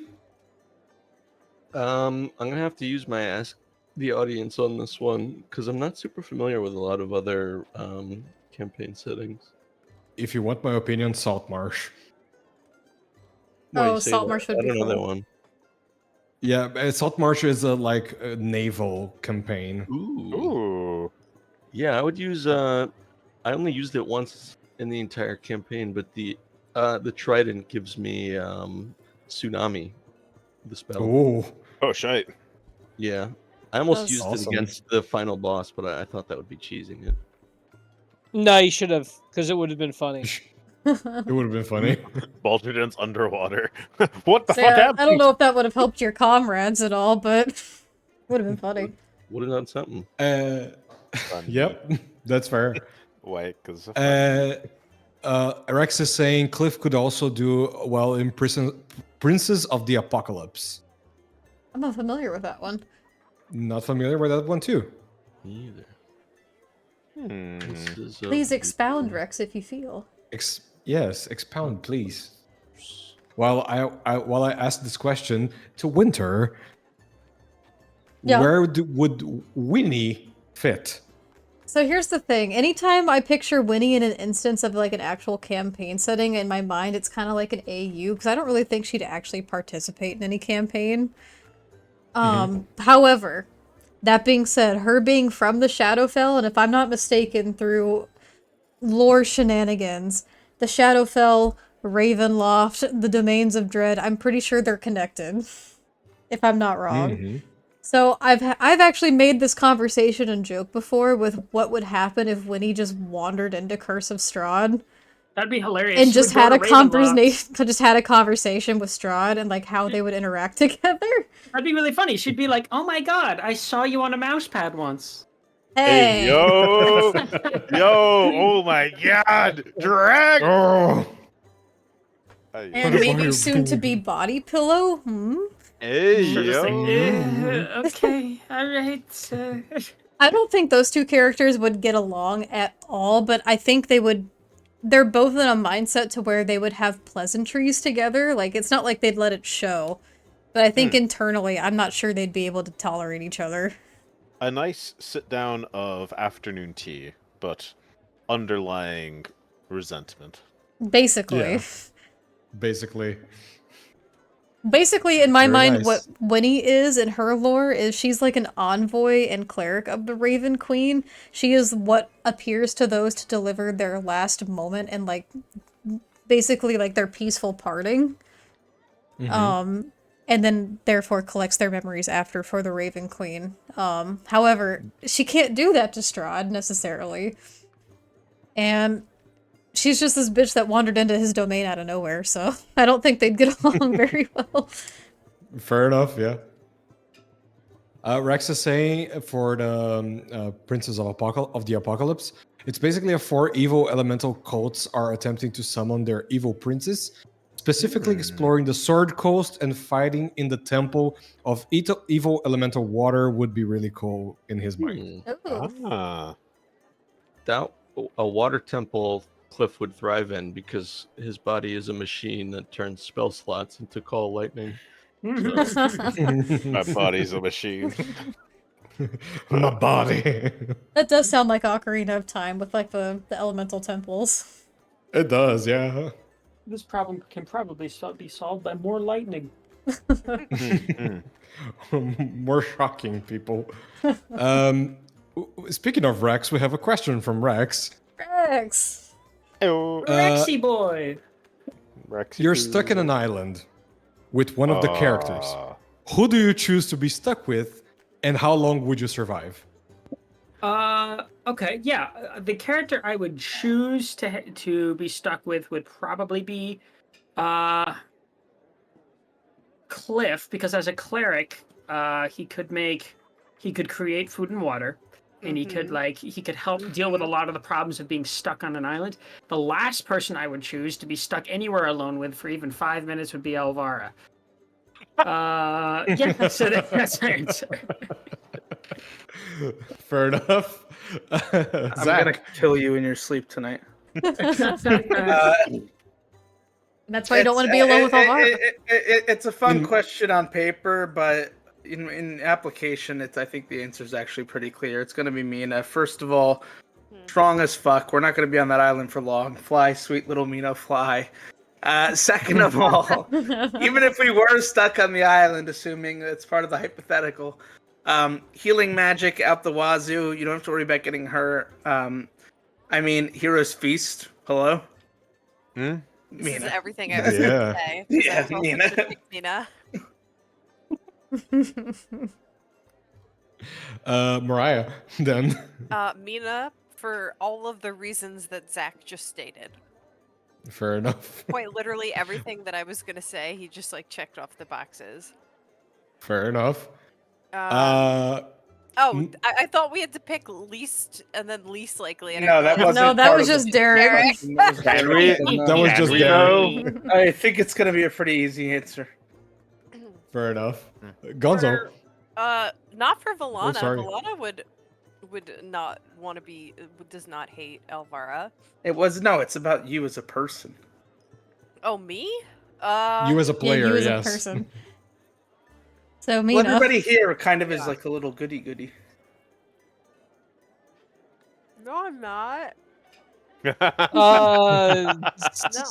Oh, No. Where's cool? Well, characters. I mean, I don't think you could be mean in any character you make. I'm gonna be honest. Mariah. Oh, I'm not cool Gonzo. at all. I In real mean, life, no. I think the sleeper choice is actually one of the better ones. I would pick my own character. They have Dimension Door. They could get off things. They're entertaining. And, I mean, Tales from Midgard! That's true. It might get Also, them somewhere. grant me flying. And they can fly as well. Oh yeah, you're carrying cloak. And I could always wait until they do the codes to figure out when the fuck we're getting home. Doesn't the Gonzo. carry-on cloak have a negative debuff where you will like cannibalize somebody though? Yeah, there's a Yeah, chance. it does. Yeah, so if I died, I would get cannibalized, but I'd be dead already, so fuck that. And plus, with Lord. Humi's track record, they'd probably die first, You can't even eat the body.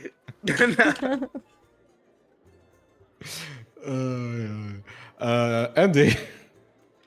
So this is definitely an interesting one.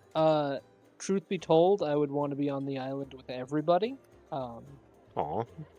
But if I had to choose, I feel like Humi is definitely up there because beyond like survival, I wouldn't want to get bored. Right? Fair. And if someone comes, they could shift into anyone. You're guaranteed to have a good time. The other option is Audrin.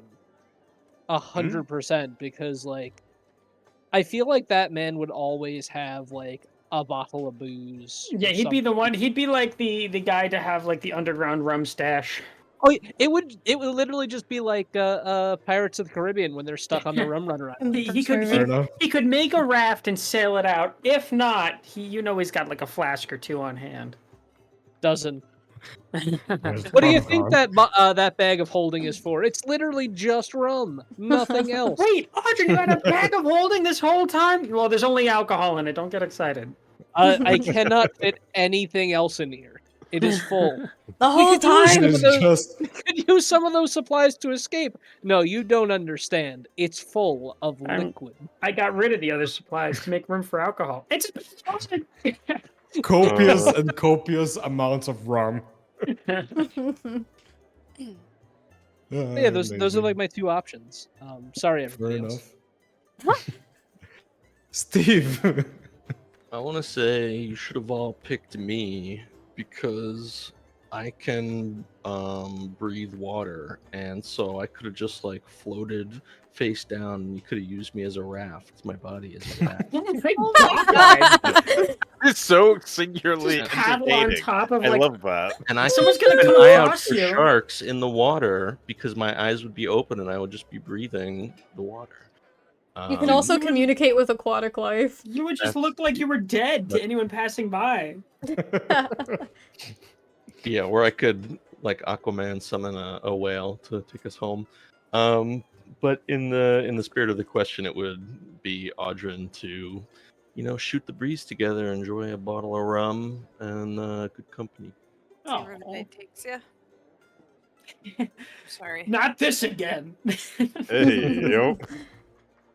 Very nice. Winter. I feel like the obvious choice for many reasons, as stated, is Mina. However, my two other choices are actually both Cliff and Audrin. Cliff, for the reasons mentioned before, you can breathe water, you can communicate with aquatic life, and you can manipulate water. That is a great thing to have if you're stuck on an island. And you also just got healing magics and all this other shit. Like, he's a great, it's a great asset. Yeah. And Great Audrin? asset. Audrin is literally just like gonna pull a Jack Sparrow and make a rope out of his own hair and strap it to sea turtles and get the hell out of there. There's a lot of ponytail there. There's a lot of ponytail Yep. there, and we could be a part of Exactly. that. We could get out of there on the sea turtles. This man's definitely been marooned once or twice. People definitely get sick of him out at sea. Very nice. There is a question that I want to ask from myself, and that we talked about this, but nobody else knows. Uh-oh. What about those D100s, Winter? Oh yeah. So I talked to you about this. Yes. We talked about it very briefly, actually, before we went live. There was always a chance that you were gonna summon a copper dragon, guys. Oh, There was not a man. 0% chance of that happening. It just never actually happened. Damn it. What was the number? It would have had to have been 100. 100? Yeah, no one did it. Did you do this for every encounter? No, just when you asked about it. Oh. What? We should have asked about it every time. There was. Winter That would would've have been me on awesome. speed dial. I was literally, if that had happened, I was gonna call him. Can know, you Brad, imagine how also trivial? hoping, I was hoping the number would be 69. That as would be well. funny. I Can you thought imagine about how it. trivial it would have made the horseman fight if, like, we just had a CR-22 dragon show up? Everything would have been different. CR25. Like, what I'm saying. I mean, there was always an invisible copper dragon following you. It's just whether or What? not you could beseech his aid is the other question. You just watched and let that happen as Alvaro was stampeded? The dice wasn't kind to you. It was good TV. Richard was like, TV. "Ooh, I want to watch this a little bit." Popcorn. Come Yeah, on. pop- Oh my god. I hate you now. Okay, back to the scheduled questions. I just wanted to say that because that was really funny. That was always a probability. It just never happened. If I'd rather do the drinks are full price, yes, exactly. That's pretty messed up. Part. From paper. Oh no, Uh, paper. And this but this one is really interesting. Okay. Any D&D horror experience? Hmm. Hmm. You need horror experience? What you Like- means. What that means. Just like any. Not only like horror campaigns or horror one shots, Mm. but any like bad experience. Oh. I mean, I had a character that died like 3 fucking times. Entire But I was experience. like Oh my criminally god. in love with them, so I could not allow them to die. So I kept asking people to revive him, and I'm still in love with him to this Damien day. was a real one. Really? No, I loved seriously. that Damien kept coming back. That was great. He couldn't Man keep with him the down. boomerang. Oh, I got knocked down. Oh, I no. know someone in chat that has a character like that, but it's It's not Rex, right? Revivify. Rex Was was reincarnated like 4 times, I fucking think. how many times? But it's a good character. I swear. I gotta be real, the entire campaign of Curse of Strahd. Yeah. Fair, yeah. It has me Hey. on my seat and like with anxiety the whole time. Yeah, Curse of Strahd yeah. does that. And also, when I thought that I was just recently in Curse of Strahd a few episodes ago, when I'd rolled death saves, I thought I was done. I did not expect to roll a natural 20. Like, when Strahd and Mira, like, knocked Faerun down, I was like, oh shit, this is it. Like, I'm done. And then that I was like, wow, first character death, holy fuck. 8 times, Rex. Jesus Christ. Crazy. 8? It was all reincarnate, or was it a mix? I think he said it was all reincarnate. Which is Wait, also so he's a, think it was he's all a reincarnate. different race every time? Yep. How did you guys get the reagents for reincarnate that many times? Listen, we don't worry about it. This is It's true. 1,000 gold worth of oils. Oils. Well, listen, I don't think I've ever had any, like, bad D&D experiences. I've been pretty fortunate. But I will say, I was really hoping on that last round of the fight with the Collector that I wouldn't go down so that I could get the last blow on this this enemy that was very significant to that particular character. And I died anyway. I'll never get over it. I mean, at Did- least you didn't actually die. Let's Hi, still say oil. Hi, Ash. He fucking comes in with that comment. Are you serious? Just say the word oil I and heard she oil. appears. God damn. I think the Vara going down thing was a pretty radical character change I didn't expect, and I kind of worked with the DM for a way to keep her in. You and I fucking scrambled in that moment. I'm gonna Kinda be honest. stressed with it. I really, really love. Like, I know it wasn't the ideal outcome, but I love genuinely the outcome of those events. Well, to paint that a little bit more, if I can tangent a little, Gruda. Mhm. The idea was basically like Winter had messaged me after we lost the fight, and they disappeared, and she was kind of like, I just want to let you know, like, you know, we can change this, but the monsters know what they're doing. Elvara, like, is what they wanted. They wanted her body. They're not going to come back into the fight. If you want, we could change that. I said, no. The monsters know what they're doing. You're right. So did we pitch were that. like, so then it was kind of like, well, I'm like, were parts of her body left around? I mean, she got trampled to death by a horse with a killing blow. So maybe like even just like a piece of her skull or an eye or something. And we kind of, you know, cooked up the reincarnate idea, which was a table or a DM's choice. And I kind of was playing with a couple of things in Hero Forge and design prospects. And we were just looking at it together. And we came across the goblin and we're just kind of giggling. And we're like, yeah, that might be it. Which was like, yeah, I'm picking that. So that was kind of where it kind of bore itself from. As a concept, we wanted to keep it a little hush hush until the actual, you know, element where it came to fruition. But that's like, I guess, the behind the scenes peek. Oh, and all of that happened over the span of like 1 week while we were, you know, living our lives too, because it was like, fuck, she's dead. What are we gonna do? So it was fun to workshop that, and it was definitely an interesting change in the campaign that I don't think anyone could have predicted beforehand. The goblin was the meme pick, but it stuck. It was too good. Why not Kobold though? Paper did brainstorm the kobold, which was also very good. And I think, Zach, you had at one point brainstormed a Goliath? There was Or a something? Goliath, there was What? like a half orc, there was like a satyr. Because I Oh said my. I like the idea of coming back, but I wanted to like make it be something that would make some sense and be fun. But honestly, when I was making them too, the goblin was my favorite because it was just so fucking funny.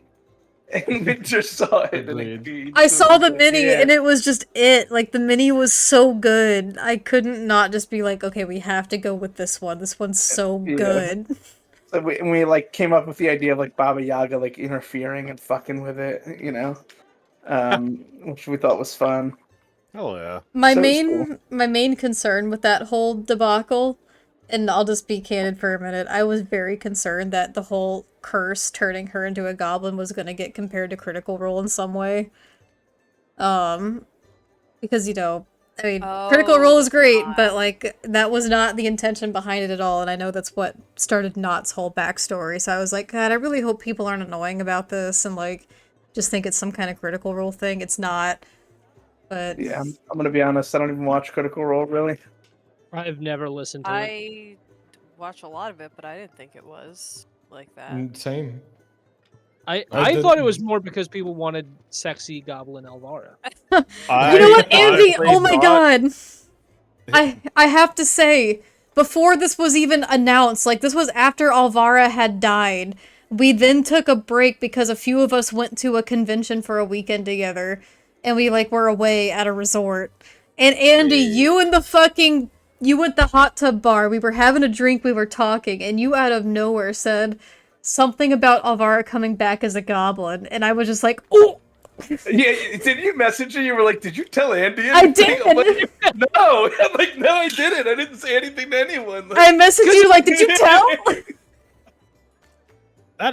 I remember that what? because it was like a really out of pocket thing too. I was like, "Hey, you know, it'd be really fun." We weren't even talking about D&D. I don't think. No, I was we literally weren't. just You like, just said that. Hey, you know what'd be funny is if Zach's character got reincarnated as a goblin, and then I just moved on to another bit of conversation. I like not sat there connected. panicking in the fucking hot tub. Like, what are you talking about? I remember that. That's funny. Winter, you have a potion routine. Damn it! Thank you, Catherine. Cheers, everyone. Cheers. I'm gonna go ahead and refill my glass of wine before the next question. Fair enough. Well, the next question is for Zach. Oh, okay. Yeah, from Aztec actually. Less okay, but all right. Start sweating. Assuming you were ended by the Riders instead of Alvara, what would you want to reincarnate as? What would be your backup character? Like, what would be another character I would play? Oh shit, that's a great question. I never really got that far. I didn't want to give up the character after how long she'd been in the campaign, and especially because we didn't have a ton left. I had an idea.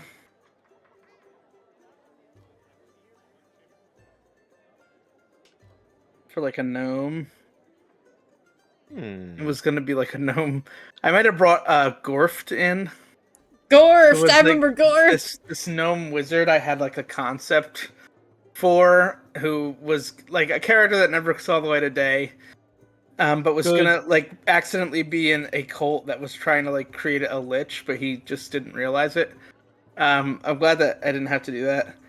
So, because it wasn't that good of a concept, but you know, yeah, that was really it. I didn't have anything too crazy planned beyond.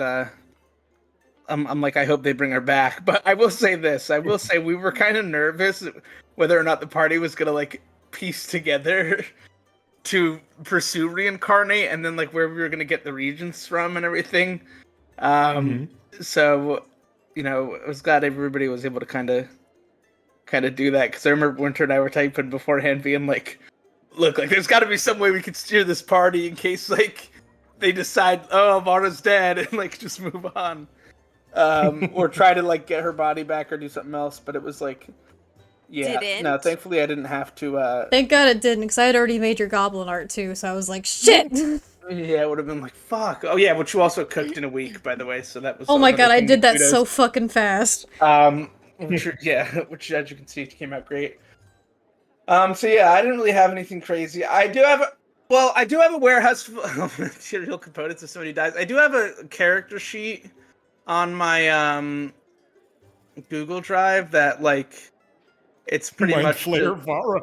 Oh my god. Whoa. Actually though, actually. Illithid Vara.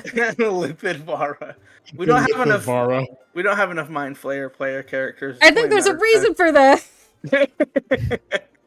They're too busy being connected to the fucking greater elder brain. I do have a character sheet of like 25 plus All right, I'm ideas that I could reach into and pull one out, but that sounded someone's gonna twist that out of context. But generally speaking, yeah, I didn't really have anything particularly cooked up. We kind of moved quick on the reincarnate path. Fair enough. My God, did we Thank cook? you. Kudos to us, Zach. Let me just We say were grinding that. that shit. Fingers of fire on the keyboard that week. There was a lot of panic happening in that. Yes.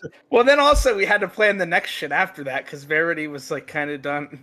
Also, Gavara and like Baba Yaga was out, so it was like fuck. Like that what's reminds me, because Verity disappeared after that encounter. Can we just get a kudos out there for fucking Nonat, aka our good pal Brogan, for playing Verity in our yeah. campaign? Hell yes, Brogan! Can we get a shout out to Nonat once, please? Because, my God, it was so great having him in a campaign, and I love that he got to play Verity. That was so fun. That was a good time. My headcanon is Verity died in that moment, by the way. No. Verity died. His last life essence was tethered to Elvara, but unfortunately, when she became a goblin, he became so weak that a boulder was able to kill him.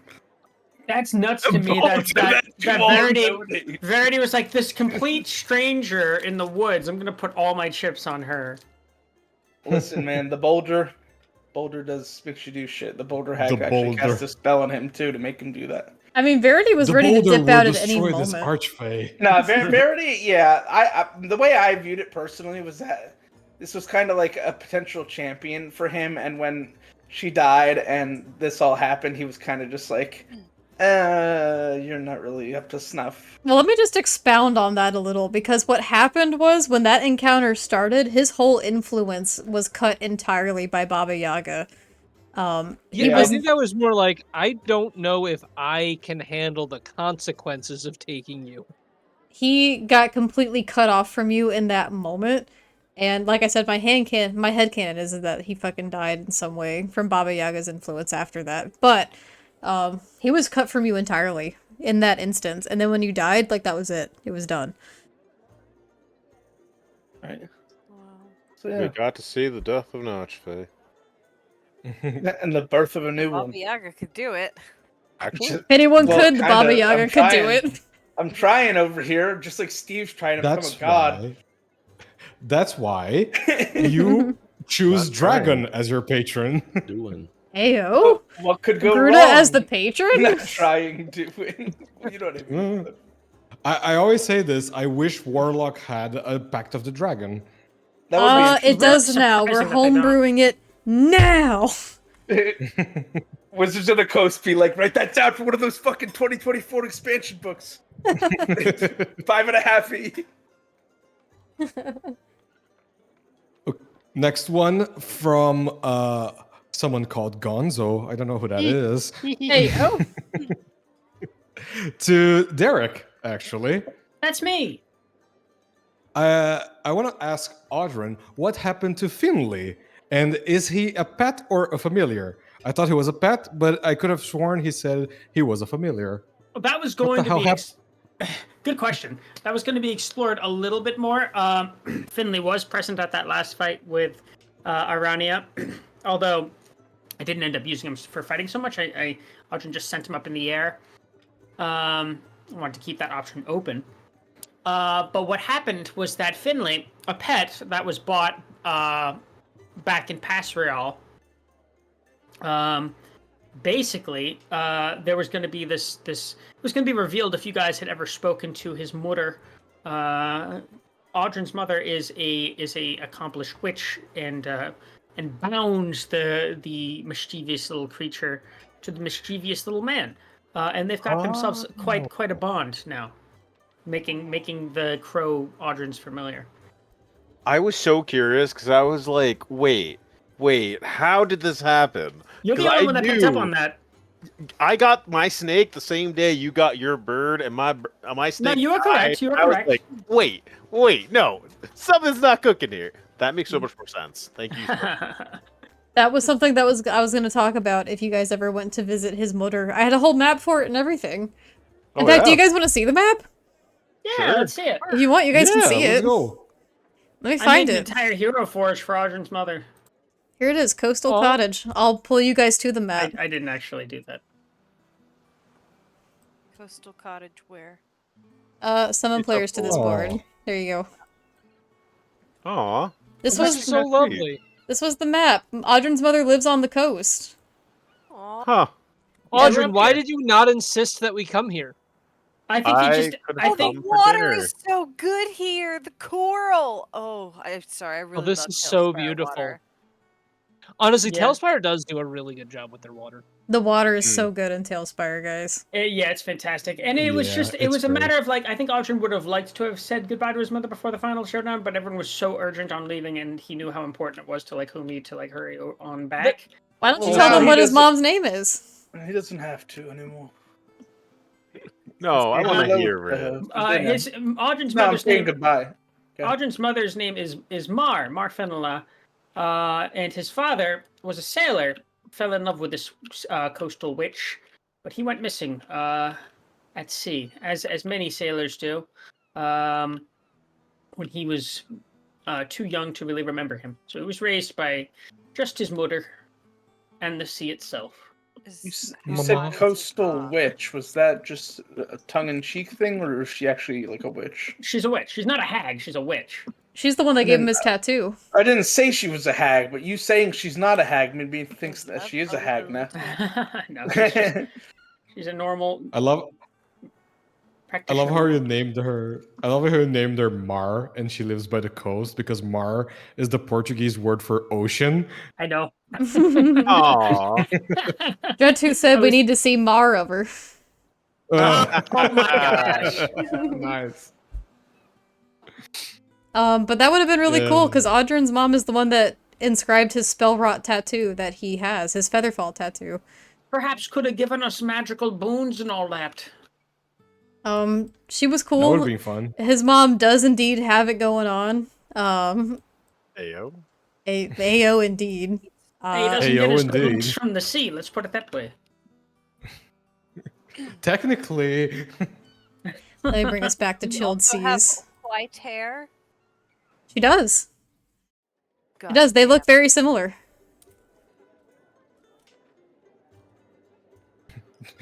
did Audrey keep falling that way? He got the tattoo. His mom was like, "Listen, if you're gonna keep doing this, you're gonna get this tattoo so that you don't break your neck." She raised I the li- fine sea. I like the idea that Audrin was not graceful until he got that tattoo. She was like, "Listen, enough of this. I'm not giving you any more bandages." How old would you say she is? I don't think I ever asked you that. She'd probably be early 40s, mid 40s, something like that. Okay, mid 40s. She has the Wait, how white old is hair like Audrin? Audrin. Audrin is in his mid 20s.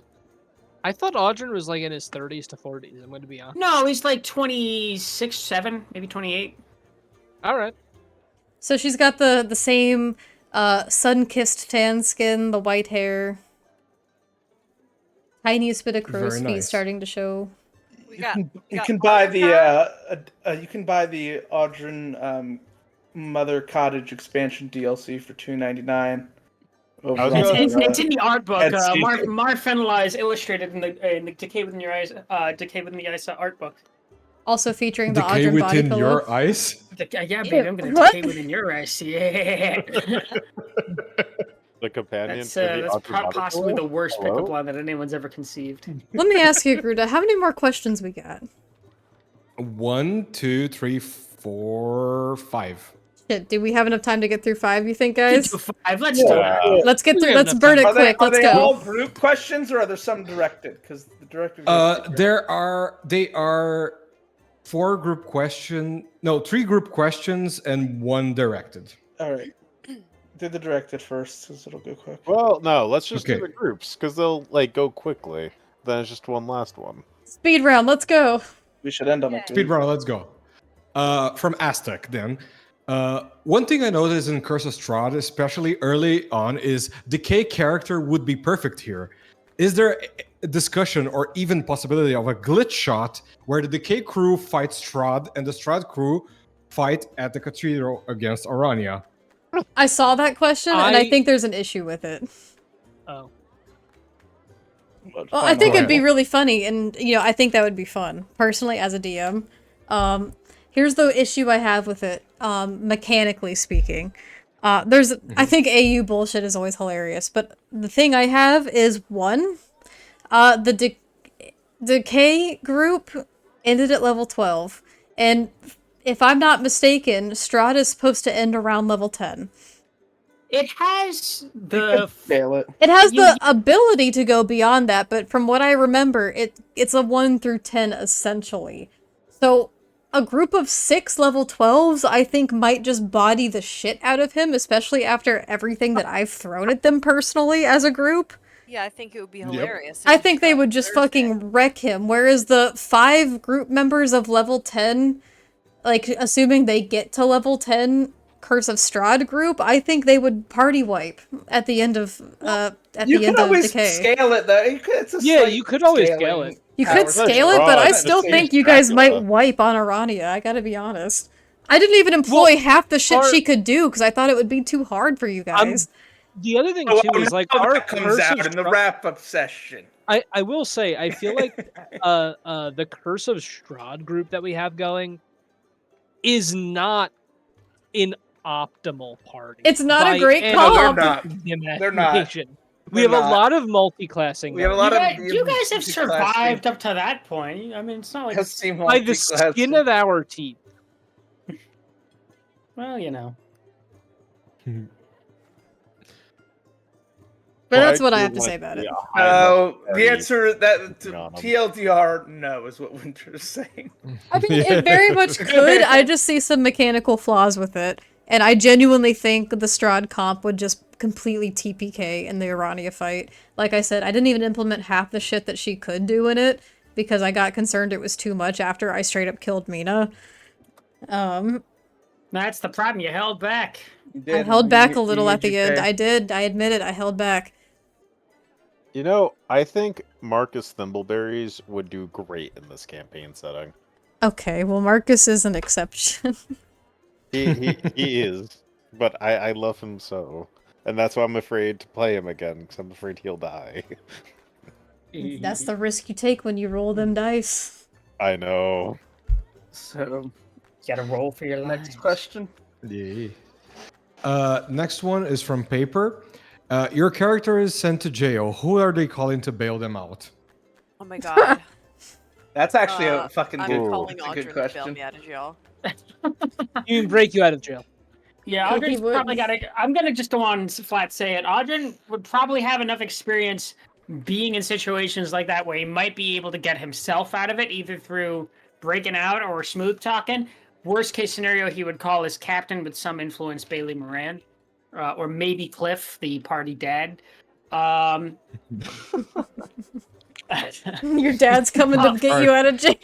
He calls Cliff.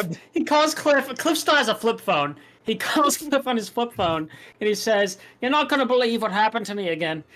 Again. Imagine just Again. imagine smooth talking your way out of jail in real life. What that would look like. No, Ted Bundy. Hey. Yeah. Hey. Jesus. Um, Zach. it's gonna be Gark. For being honest. Oh my god. Fair. You're gonna go to super Very jail. fair. Yeah, I Call was the- gonna say. I call- feel like that would make it significantly. Call on the worse. archfey. Call on the archfey. Like. Daddy Yeah, call the archfey. Archfey. Leave it I'm for the calling Archfey. my have a- husband. Let's be honest. Gark would also then end up getting arrested himself, and he would request to share the same cell as you. Yes. Yes. Exactly. Conjugal visits. And Oh then my you would just be God. stuck in a small, like 10-foot by And then- 10-foot And then space. Bark would be like, "Well, hold on. Let me call that one advisor that the party almost took from me." That's not how Gark- No, we did take. him Rolk from was him. not the advisor. Hulk was literally like. It was like a captain of sorts, if Bro, anything. can you get us out of here? He could have You getting leave Rolk alone. My first order of business is getting Vrolk back. No. Get a little bit of God. spirit. I, like No. Vrolk. I think Vrolk will look wonderful in the stockades to be made an example of. Kidding. You know what? Mina's Mark got the protecting ending she Rolk. deserves. I'm kidding. I'm kidding. I actually do like Evara having the rough ending because I think it highlights a tragedy that people don't often talk enough about in D&D, but that's a whole nother tangent. Go ahead. Aurora, you went, right? Gonzo, who are you going to call? Wait, Mariah. She said, I'm I calling said Audrin. Oh, She went first. Yeah. Oh, okay. Oh, I'm so sorry. My brain, it It was shut just down. my first immediate thought was, yeah, that That's my As soon as- answer too, Yeah, frankly. fair. Gonzo. Audrin is really good, but like changeling.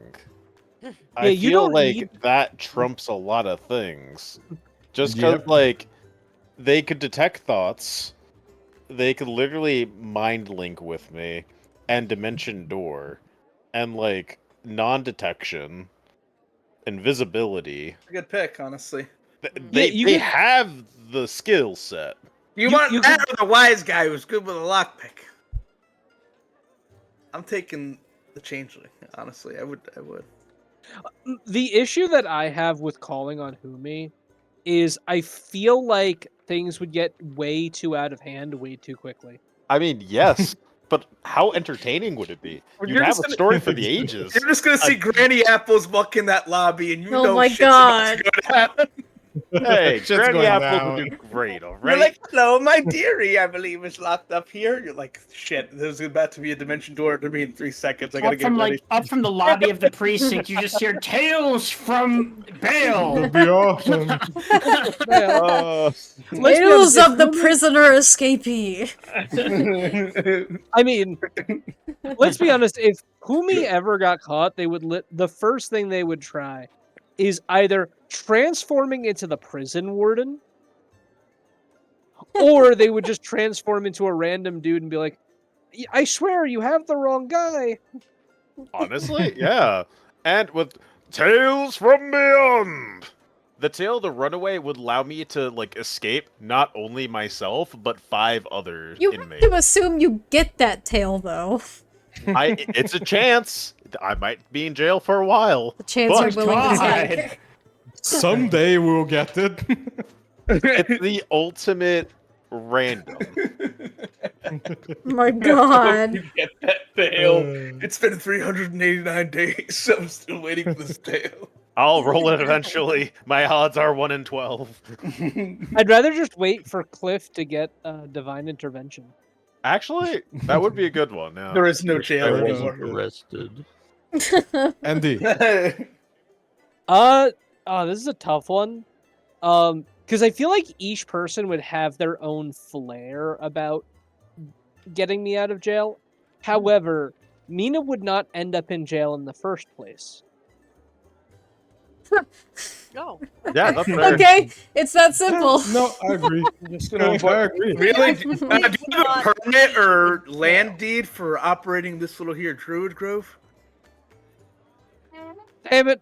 Is that star map yours, or did you steal it? Oh, Hey. the original crime. That's Mina's too small. Yeah, Mina could just turn why into Mina an left that behind as her legacy relic. No more evidence.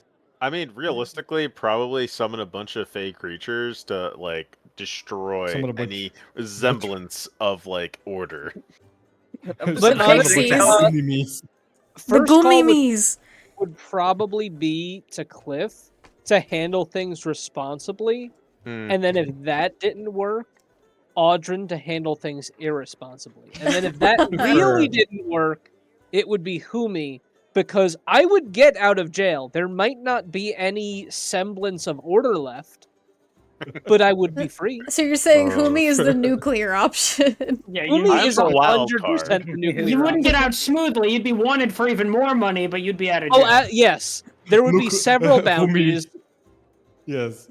Humi's the bomb. Exceedingly complicated, but probable. Nice.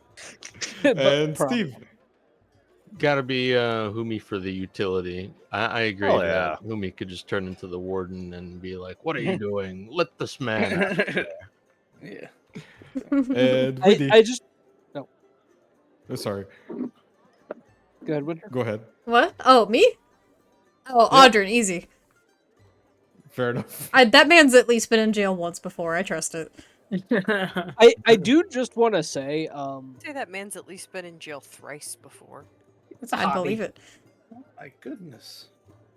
the one thing with trying to use Humi, to like turn into the wooden or something, is when did any of those like stealth options actually work out? Basically, Well, Never. the thing with that That is, But It always- my deception and my persuasion rules are divine. And yeah, in fairness, there weren't also like that many opportunities for that. That is true. That is true. But the few times we did it, it was early on in the campaign before we got super where buffed everything into, went to like, shit. Yeah. It's a gimmick that like higher level adversaries don't really fall for that much. Oinkra has Yeah. 5 jail husbands. Hey, Here's what I'll oh. say. We have enough time for one question, maybe two, so let's make it count. Okay. Because the last 2 questions are for you. Oh, okay. I'll rapid fire 'em. Let's go. From Aztec Okay. to you. How has Decay Within the Ice helped you as a DM, player, entertainer, writer, and a person, if applicable? I feel like it's helped me a lot in the same ways for all of those categories. Most of all being my ability to improv. I didn't tell you guys this, and I don't even know if I should admit this now, but like, there was a certain point where I just stopped writing. I absolutely stopped writing anything down. I just stopped. Because everything you guys were doing just changed so much on the fly that so much of the campaign was just made up on the spot. Oh, To just 100%. to keep up with what you guys were doing and where the directions were heading. So with my ability for improv, it definitely improved there. Public speaking in general, I feel, because one, this is in front of a live studio audience. Yay. And just for everyone. So I feel like that helped a lot. It also helps me in general life, I would say. Helped me with my ability to just go with the flow in a lot of ways, because I didn't plan a lot of this campaign. There was a lot of stuff that I wrote and structured out in terms of like the cities and their structure and their government and their like the places that were in them, but everything outside of that, I didn't plan shit.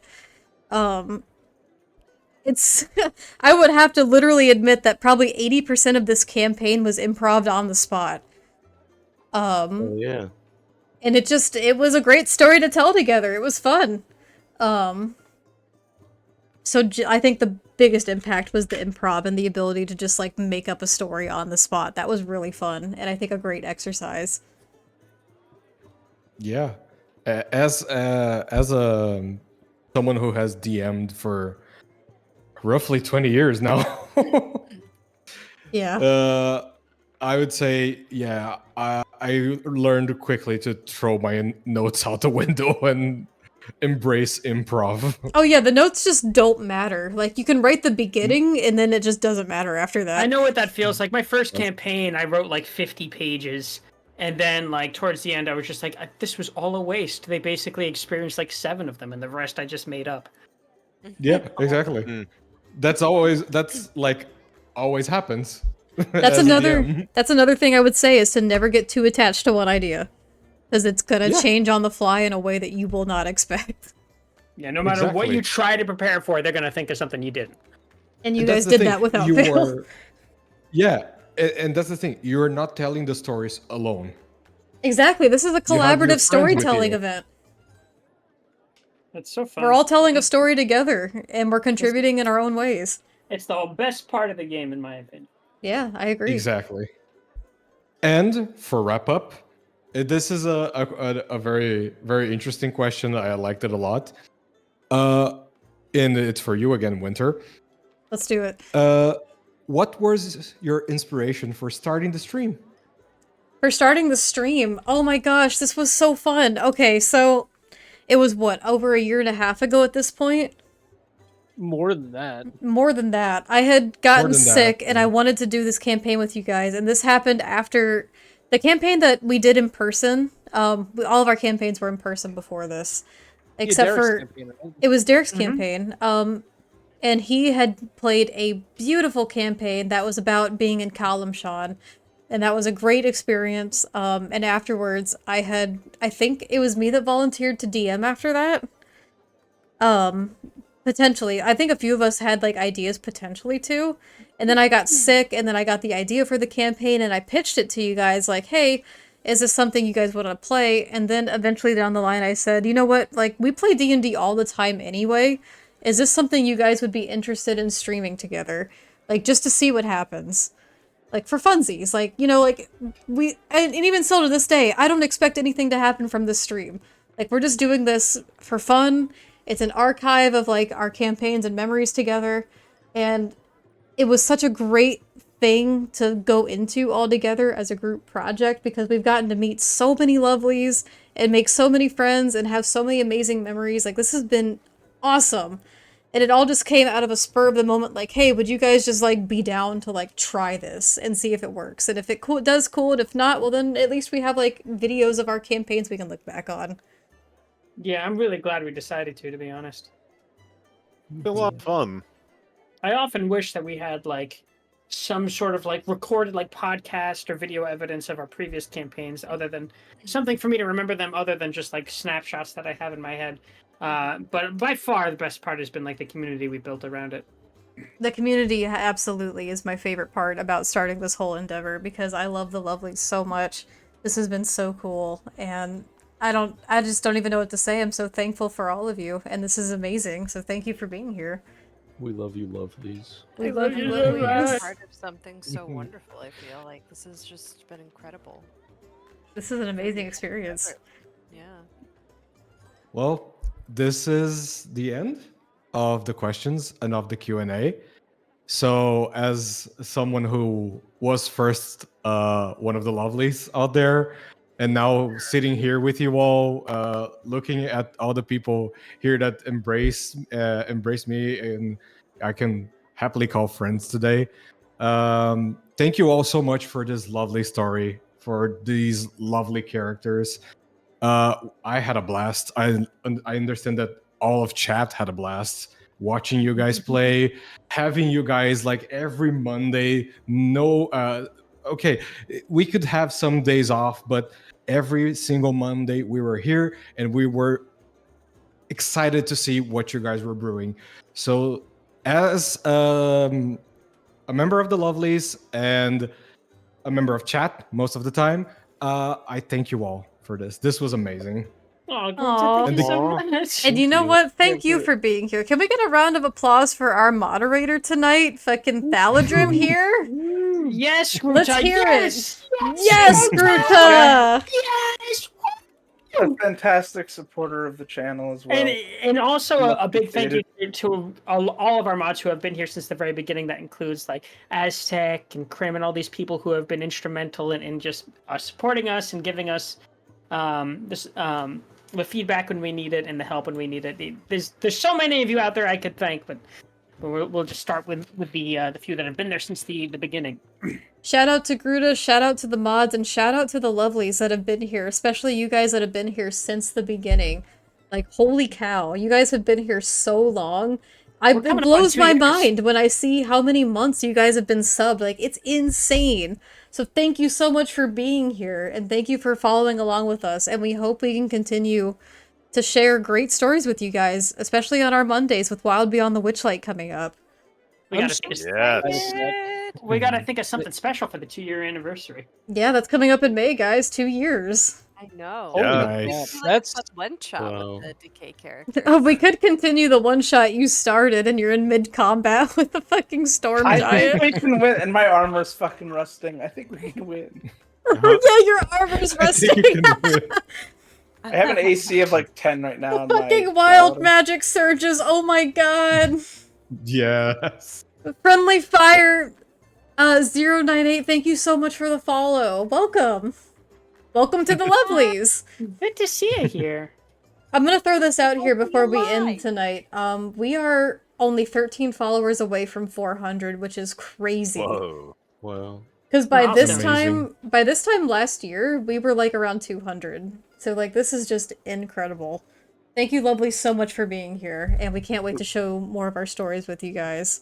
By the way, do we still have that follower goal of 400? We Is that do. the The goal? follower goal of 400 is still up there, and we're gonna. I can't Ooh. spoil, but we have a prize for 400. No, I know. Oh, I thought Ooh. we had mentioned that already. We did. Did we announce it?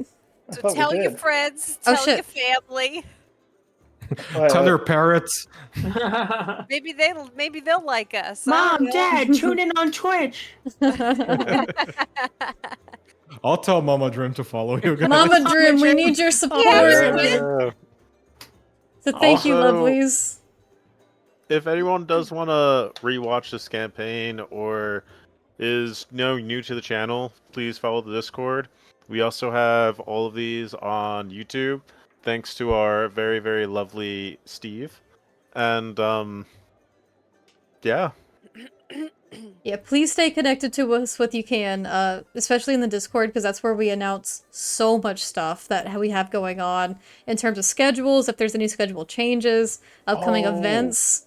And I'd like to throw out, in this case, for Lovelies, keep an eye out, because tomorrow is community night. Hell yeah.